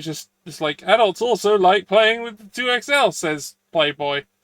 But I don't know if they were talking about any particular tape. And it was in one of the 1970s adverts. It was this era here.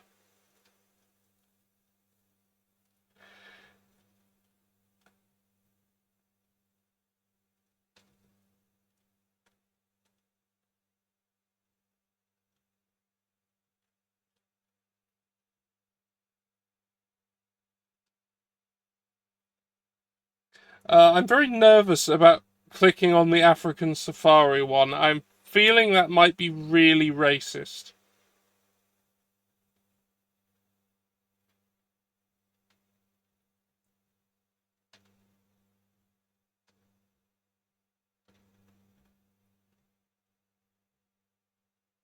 We've only really got time for one more.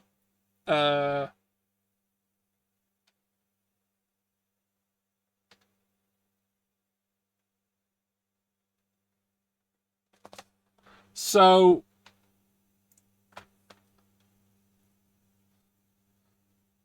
there's Are You Afraid of the Dark, Jurassic Park. Oh, there's Tales from the Crypt Keeper.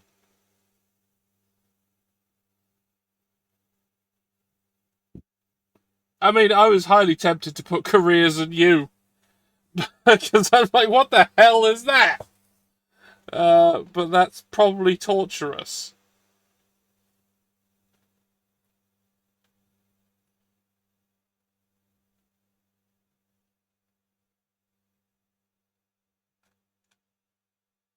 Alright, we're doing it. We're gonna do it. We're gonna do Careers in You. So much for turning me on. I am 2XL, and this program is about jobs and careers. That's right, things people do when they grow up. You one day will have a job, and just maybe this program will help you choose the job you want. As usual, always follow my instructions very carefully, and only press my buttons after, not before, not during, but after I say the word now. I would like to know if this is the first time you have ever played this program. If this is the first time, press yes. If not, please press no. Press yes or no now. You have answered yes, so I now know this is the first time you have ever played this program. Good luck. It'll be fun for you. Let's begin with an easy question. When you get sick, who do you go to that helps you get better? A police officer. B, a cook. Or C, a doctor. Answer A, B, or C now. Have a little bad news. The news is you are wrong. And I am not programmed in this question to tell you the right answer. I am sorry. I now need an important favor from you. I need you to push button 2 for me now.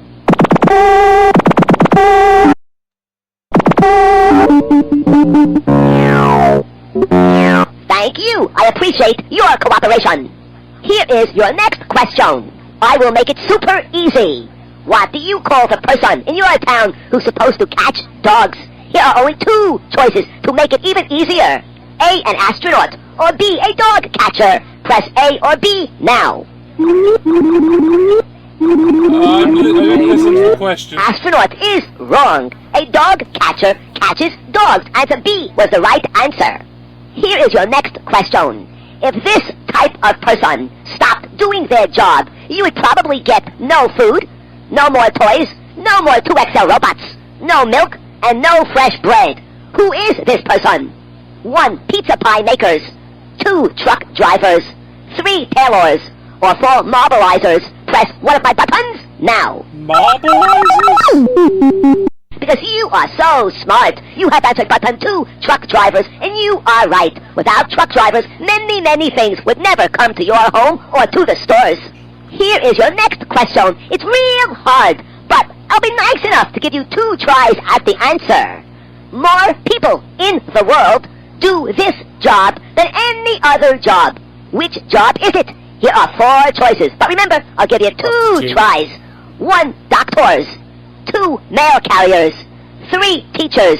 Or 4, gardeners. It's tough Answer 1, 2, 3, or 4 now. Imagine those mail carriers. Need it? You are wrong. Go ahead, try again. Press either button 1 for doctor, 3 for teacher, or 4 for gardener. Press 1, 3, or 4 now. Teachers? Finally, I can inform you happily that you are right. Answer button 3, teachers, is correct. Very good work. There are more people teaching than doing any other job. Did you hear about the little boy who went to the doctor and said, "Doctor, I broke my arm in 2 places. What should I do?" And the doctor said, "Don't go to those places." Okay, let's get back to business here. A person that grows flowers, plants, and maybe some vegetables is called... Psst, here's a hint. It's one of the answers on the previous question that you did not end up picking. Here are 4 choices. 1, a gardener. 2, a mister. 3, a seamstress. Or 4, a well. Please pick up your finger and answer 1, 2, 3, or 4 now. Well, it's a farmer. 1, gardener, if this is 100% correct. Who fixes pipes when they break in a house? A piper. B, a plumber. Or C, a waiter. Press A, B, or C now. A piper? No. Your brain is working perfectly. You have answered B, plumber, and plumber is the right answer. If you would like to learn more about a plumber, then please press button 1 now.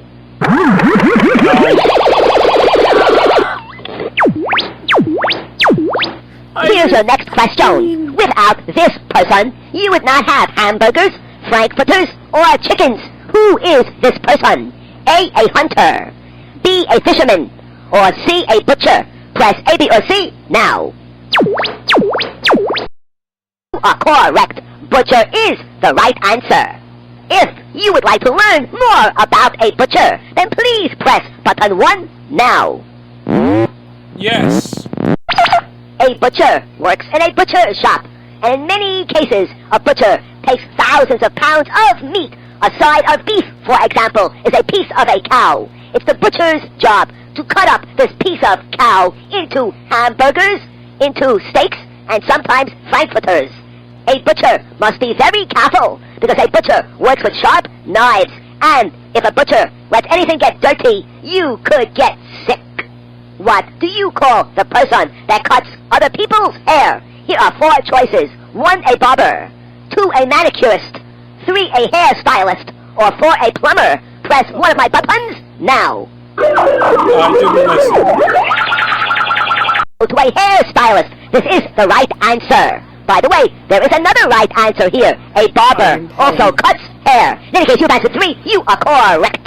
What do you call the person that drives a train? Here are 3 choices. 1, conductor.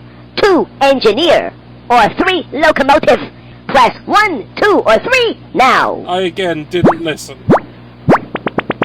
Good try. You are close. A locomotive pulls the train. It's an engineer that drives the train. Uh-oh, that sound means we are going to play the Who Am I game. Music banks, turn on music now. In this game, I describe a job, and you simply have to press a button and tell me which job I am describing. Every time we hear that sound, we will play this game to music. Okay, which job is this? I sit around at the beach on a high platform. I look all around in the water. If anybody gets in trouble, it's my job to swim out and save them. What job is this? Here are 4 choices, and because you missed my last question, I will give you a hint by coughing when I give you the right answer, so listen for my cough. Here are 4 choices. 1, barber. 2, swimmer. 3, lifeguard. Or 4, hot dog salesperson. Please press 1, 2, 3, or 4 now. It sounds like a hot dog salesperson to me. Perhaps your brain went out for a little swim. You are wrong. Lifeguard is the correct answer. If you would like to learn more about a lifeguard, I can provide that information for you. All you have to do is press button 1 for me now. No, thank you. Here is your next question instead of that information about a lifeguard. Who runs the entire country? Here are 3 choices. A, the president. B, the mayor. Or C, the governor. Press A, B, or C now. Wrong. Here's another question. Whose job is it in your home to fix electricity and wires? Here are 3 choices. A, policeman. B, electrician. Or C, a salesperson. Please answer A, B, or C now.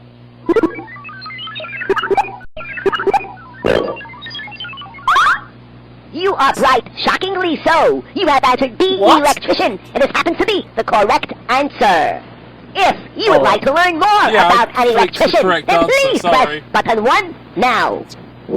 So electricity can get to many places in your house.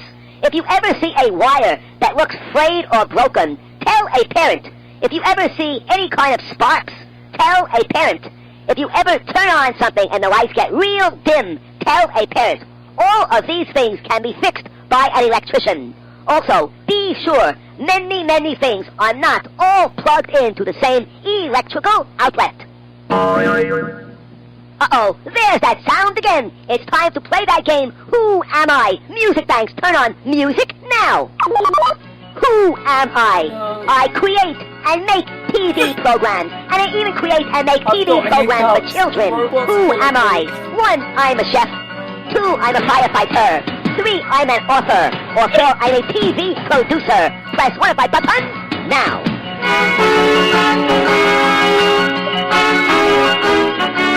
Is the right answer. If and only if you want to learn more about a TV producer, I have this information in my memory banks. All you have to do to hear it is press button 1 now. Yeah, let's hear about a TV producer. A TV producer thinks of all the things necessary to make a good TV show. Very often the producer thinks up the idea and then hires writers, camera people, actors, and pays all of these people. This can cost many, many, many thousands of dollars. The show is then shot on either film or videotape. After the show is shot, it is edited, and sound effects and music are added in. The TV producer is the person who takes charge and is responsible for the entire TV show. Here's your next question, and if you get the answer right, I'll give you a funny joke as a reward, and if you don't get the answer right, I won't. Here's the question. That sound means it's time to play the Who Am I game, Music Banks. In this game, again, you have to tell me who am I. And don't worry, I won't forget to give you a joke if you get the answer right. Okay, who am I?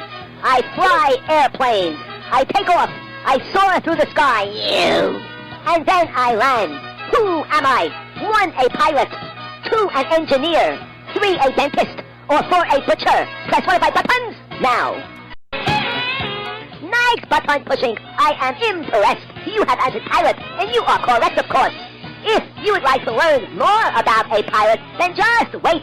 Or instead, if you would rather have a different question, then press button 2 now. Let's just have a question. A robot plane and ready for you. What is the person called who helps uphold the law and can help you with legal matters? Here are 3 choices. A lawyer. B, a doctor. Or C, a secretary. Press A, B, or C now. Lawyer? Different instruments that are in the cockpit with the pilot. What? Excuse me, I have a phone call coming in. Hello? Oh. Well, I forgot. I'm sorry, sir. I'm sorry. That was busy explaining. Okay, I'll do it, I promise. Goodbye. That was my inventor. It seems that I promised you before, like a minute or 2 ago, that if you got the answer right, I'd give you a joke as a reward. And my memory banks do not know if you got it right, so I'll have to ask you, please be truthful, please tell me the truth. Did you get that answer right? You remember the one with the pilot? Did you answer pilot? If you did, please push yes, and I'll give you that joke. If you did not, please press no. Press yes or no now. You definitely did. I got it right. You have answered yes. Good for you. I take your word for it. Here's your joke. Why aren't elephants allowed on the beach? Because they can't keep their trunks up. Whose job do you think it is to guide this elephant rocket? Penis? 10, 9, 8, 7, 6, 5, 4, 3, 2, 1. Do you like this robot reboot? Here are three choices. I'm one, hanging out a with George driver. reboot. Two, a pilot. Or three, an astronaut. Look, Press George. 1, 2, or 3 now. Good work. You have pushed astronaut, and this, of course, is What? right. By the way, do you know what you call a crazy person who flies in a rocket? Did we Easy, say an something astronaut. bad? I'm kind of curious. Did you think that joke was I- funny? Please answer yes or no now. Okay, I'm pretty... Would you didn't like my funny joke? bugs? Well, maybe you'll like my next joke. As you know, the alphabet goes from A to Z. Weeble is But what goes pulsating. from Z to A? Easy, a zebra.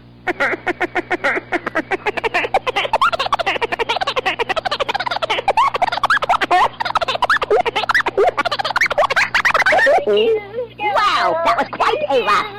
Sometimes I laugh so hard, I tickle my own buttons. You know, most people like a good joke once in a while. Even though you answered no before, to my joke being funny. Well, in any case, what do you call a person who tells jokes for a living? That's their job, to tell jokes. Here are 4 choices. No. 1, a cartoonist. 2, a custodian. 3, a canine. Or 4, a fluffy comedian. eye, we Press do. one of my buttons now. I mean, I can't either. You Good could be sad answer. death. You are right. A comedian's job is to tell jokes. If the comedian is So, good, do they we tell just funny jokes. get it If done, the comedian is not so good, then they don't tell funny jokes. In any case, Stop you are it. correct. There's that sound again. Music banks, turn on music now. It's time to play Who Am I game. Okay, who am I? Listen carefully. I love children. I think real hard of toys that children would like. I create these toys for children, and these toys are sold by toy companies. Who am I? Here are 3 choices. A, an inventor. B, a toy doctor. Or C, a playman. Answer A, B, or C now. Playman! They're a playman! Toy doctor is a very clever answer on your part, but it's not the right answer. A, inventor. All toys are created by someone, and that is a toy inventor. If you would like to learn more about this, then please press button 1 now. By either toy inventors or someone called a toy designer. You little shit. First, you have to get the idea. What do kids want? Cars, dolls, robots? What is it they want? Then This you have is to why you invent don't go or on develop a get working toy on streaming and then try to all sell that toy. And guess what? If kids buy Yes, it, then really. you've done a You good could job. keep If they fucking don't buy farting. it, then you have not done such a good job. For your information, I was invented by a You're man reacting a that has bit 4 too children, accurately and at all this 4 of them point, are under the age of 10 years You old, farted and he again. wanted to invent a toy that You helps give me your entertain head back, kids you little as well shit. as teach them. Here is your next question. Which You know, of I these saved you from jobs the charity in America pays the most money of any other job? Here are 3 choices. 1, a professional entertainer. 2, a professional athlete. Or 3, a doctor. Press 1, 2, or 3 now. That's probably changed. Professional entertainer is a good guess, but not the right one. Professional entertainers make the 2nd largest amount of money. Professional athlete is the right answer. If you want to learn more about professional athletes, then do nothing, just wait. If you would rather have a question instead, then please press button 2 now. Yeah, I don't want to hear about professional athletes, And thank 1 you. now.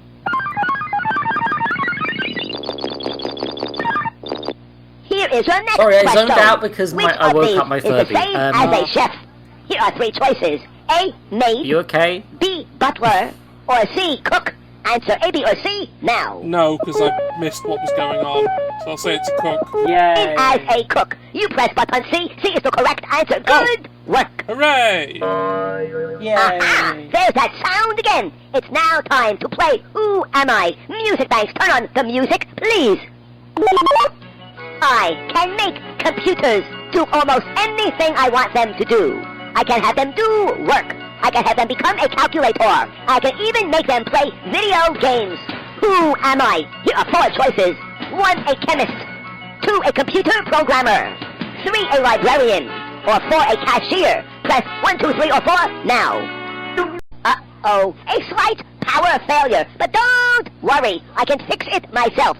Just sit there, do nothing, do not push any buttons.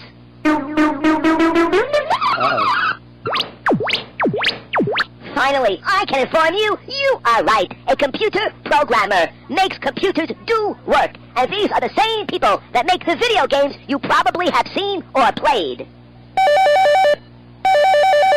Oh no, my telephone again. Hold on.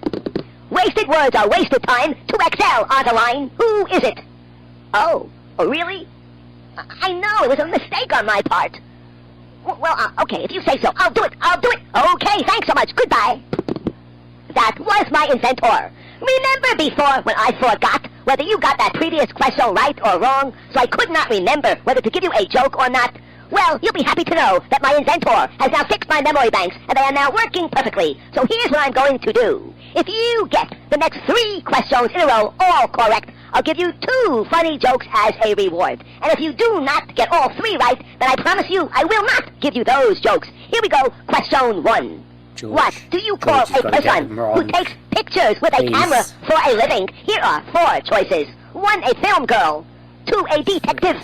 3, a photographer. Or 4, a bus boy. Press 1, 2, 3, or 4 now. No. I must hear the jokes.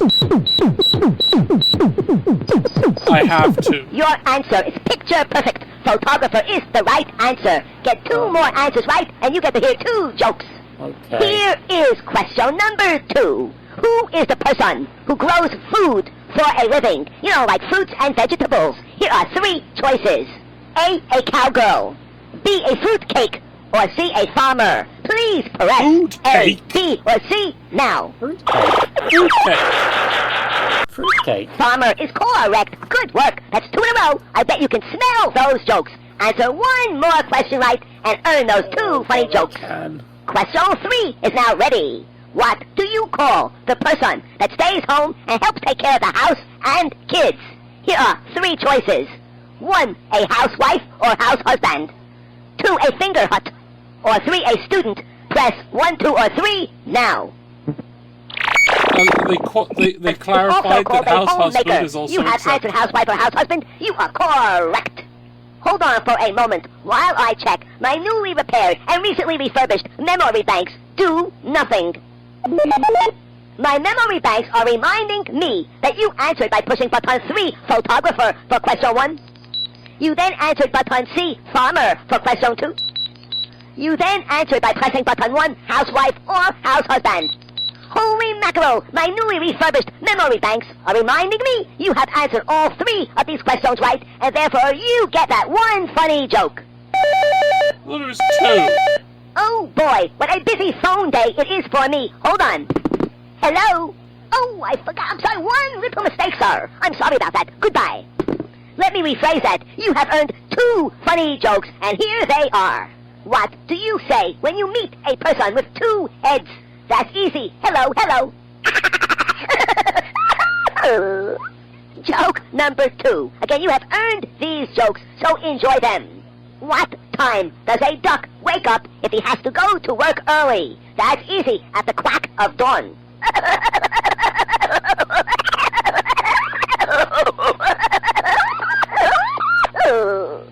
There you go. Again, congratulations for answering those 3 questions all right, and congratulations to me for fixing my memory banks. Uh-oh, there's that sound again. Music banks, do your thing. Who am I? I drive many people around on the road. Once in a while, I drive a yellow vehicle with children in it. What am I? A, an acrobat. B, a bus driver, or C, a mechanic? Press A, B, or C now. You have done the right thing by pushing button B, bus driver. Bus driver is the correct answer. Good work. Kiss your little finger. Here is a tricky question for you. Some people focus their work on very small areas. Dentists work in your mouth. Nuclear scientists study the atom. But who focuses their work on the entire universe? 1, a doctor. 2, an astronomer. 3, a mathematician. Or 4, a weather forecaster. Please pick up your finger and press 1, 2, 3, or 4 now. But yeah, everything's maths. Feeling that you guessed, but unfortunately, you guessed wrong. The correct answer was 2, astronomer. If, and only if, you would like to learn more information about an astronomer, then I need you to push button 1 now.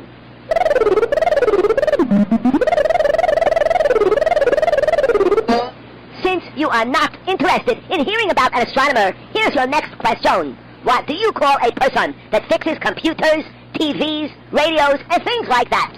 A zookeeper. B, a professor. Or C, a technician. Press A, B, or C now. Your brain is doing very well. You have answered C, technician, and this is the right answer. A technician fixes many different things. I wonder if a technician could ever fix me if I broke. I wonder. Here's your next question. What is the person called who works in a hospital or sometimes works in the home, who helps the doctor take care of sick people? Here are 3 choices. 1, an anchor person. 2, a nurse. Or 3, a typist. Press 1, 2, or 3 now. Nurse? It's nurse, right? You must be a very helpful person because you are right. Nurse is the correct answer. A nurse helps the doctor and helps sick people get better. If and only if you want to learn more about nursing, I have this information for you. Press button 1 now. A boy or a girl can become a nurse. To be a nurse, you have to be very dedicated. That means love people a lot, because it's very hard to take care of sick people. Nurses work very hard, and sometimes they help sick people get better. Some nurses work all day, and other nurses have to work all night. By the way, what did one hair on your head say to the other hair? Don't you dare tangle with me. Okay, I am getting a little tired now, so this will be your last question. A person who plays a musical instrument for their job is called 1, a flight attendant, or 2, a musician. Please pick up your cute pointer finger, aim it towards your robot, and press 1 or 2 now. It's a flight attendant. Is someone who serves you meals on an airplane. I am so sorry, you are wrong. The correct answer is button 2, musician. This program is now over. The next time you play this program, if you push different buttons, I'll give you additional information. If you do not choose to hear more information about a particular job, then I will ask you a new question instead. I thank you very much for operating me. I hope you enjoyed this program. Thanks again, and please turn me off now. Uh-oh, I am still on. Please push my stop button now.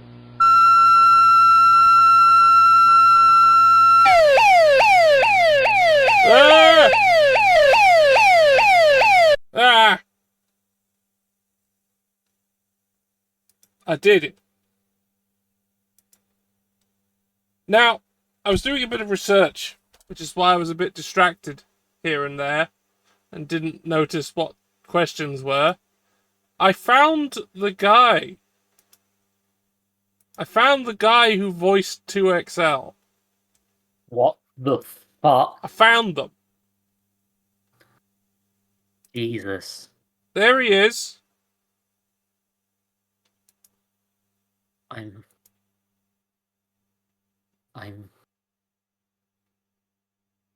So we can seek revenge. This is Michael J. Freeman, a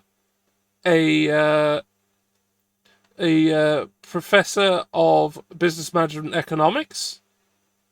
and has a doctorate in behavioral sciences. They also invented the 2XL. Yeah, that tracks. I'm gonna snooze the ads. So yeah, they invented it and they voiced it themselves. And then when it came back, when Tiger took over and reissued and did it again, he came back and he voiced them again.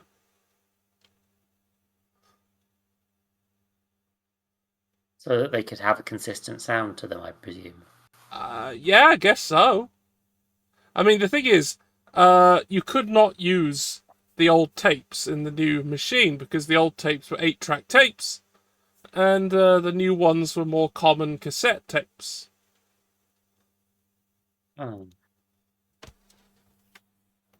So easier to produce, but with less options. Easier to produce, hence... but probably less. Like they'd have to probably be more inventive in how they made it be interactive.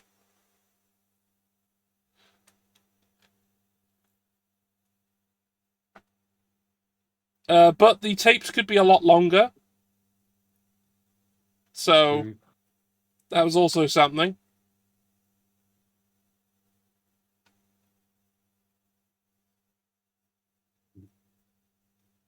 Like, it also made use of the fact that you have a reverse track on the on cassette tapes, but you don't on an 8-track. So you could use more tracks at the same time, technically. So they still had ways of making it do this stuff. It's just not the kind. It's just analog media hurts my brain sometimes because it's incredibly inventive with the way they make it do fucking crazy shit. Much as I've been enjoying shitting on this a little bit, because let's be fair, the robot voice was quite obnoxious because it wasn't designed to be listened to on headphones, it was designed to be listened to via a speaker. Yep. And there was some like weird little things about the licensed stuff. That doesn't really matter. This is genuinely quite impressive technology to put together. Yeah.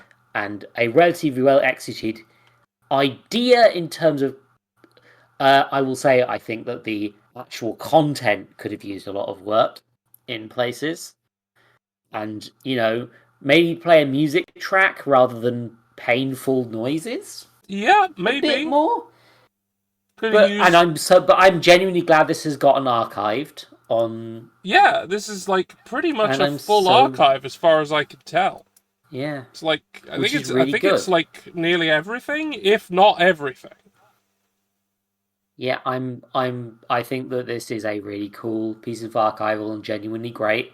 I think that this is an interesting piece of technology, and I'm glad that I learned about it today. And also, my ears hurt. Ah, yes. Well, that is the case. But yeah, it's this guy that's responsible for it all, including the awful voice, because it's his. The thing is, he was for a business person, that's damn good voice acting. Right, he's very consistent. He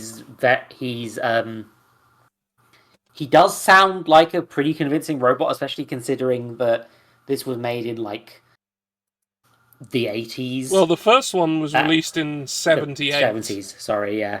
The first one was released in 78, and the second one was released in 92.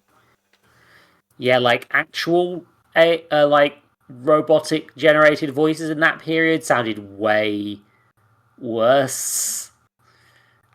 But this was a pretty good cartoon robot voice for a non-professional voice actor at the time. I have to admit.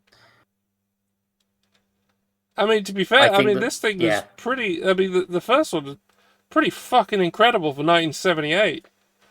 Yeah.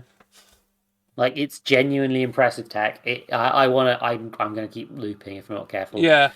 But and I'm sure that some of the better ones of these are really good. Probably the licensed ones that do something fun with the concept, I will like more in general. Yeah, and there's still plenty of those left in the weird little archive. quiz There's stuff. loads The of Star them Trek left one was a over. bit shite. Yeah. But I think, like, if things are a bit more like the Power Rangers one, that could work really well. Yeah, I mean, there's still the Batman ones, there's the X-Men ones, there's the Are You Afraid of the Dark, there's Tales of the Crypt Keeper, there's still a bunch of licensed ones that we didn't do. Are You Afraid of the Dark? Yeah, like the ones that are like based on scary things could work really well. So, yeah. I remember that Goosebumps did some very good...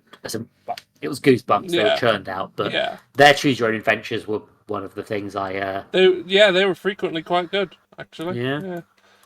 I had a lot of fun. I got TF'd into a dog and realised I was a girl in one of them. Ah.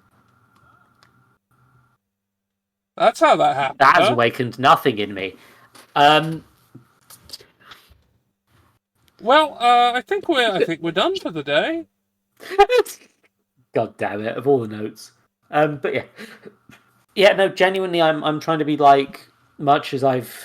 No, we were shitting on it for Yes, funny reasons. Like it's genuinely, I think, an interesting machine that some people actually did interesting things with, and frankly, it's a marvel of when it was created. And like it's like one of the first the first interactive toys like this. It hadn't really been done. And the guy put it all out there on the line. He went, right, I've made this, I've done everything. Here it all is. Please sell this. And they did. I also just keep thinking that, like, if this was made today, the robot voice would be AI bullshit. Machine learning algorithm bullshit. The stories would be possibly also AI generated slop, but it would. Yeah, it wouldn't be good. I can just imagine a version of this in the modern day which is utterly shite, and this is actually pretty cool. Yeah, well, we have this, it exists, it's out there, it's just playable in browser. That's how I've been doing this. There's just a lovely archive website which has all of the tapes, and you can just play them. And that's what I've been doing for you all. So you can explore these on your own. And I will put a link to the website momentarily.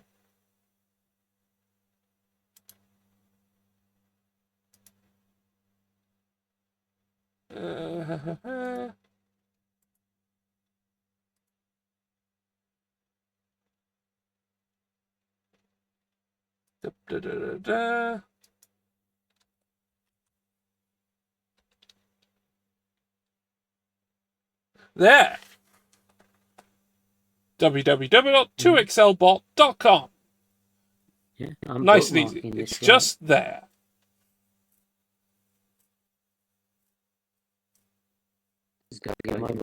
Yeah, you can just forget about it. You can just play them there. So enjoy that, I guess. You can all have a bit of a fiddly fart around with that one.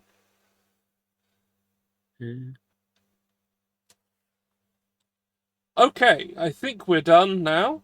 Let me get us to a lovely end screen. And we got to come up with some sort of raid message out of this.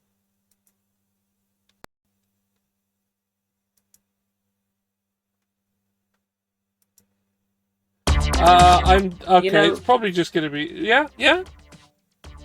I think what I'll do is I'm Gary Russell. I'm going to kidnap him. I'm going to make him take me to Big Finish headquarters, and I'm going to make him let me make these. I'm sure there's no problems with this plan, which is definitely actionable and not at all nonsense. Okay, here we go. Here's our raid message. That's a good one, to be fair. Solid Skull, destroy the Power Rangers!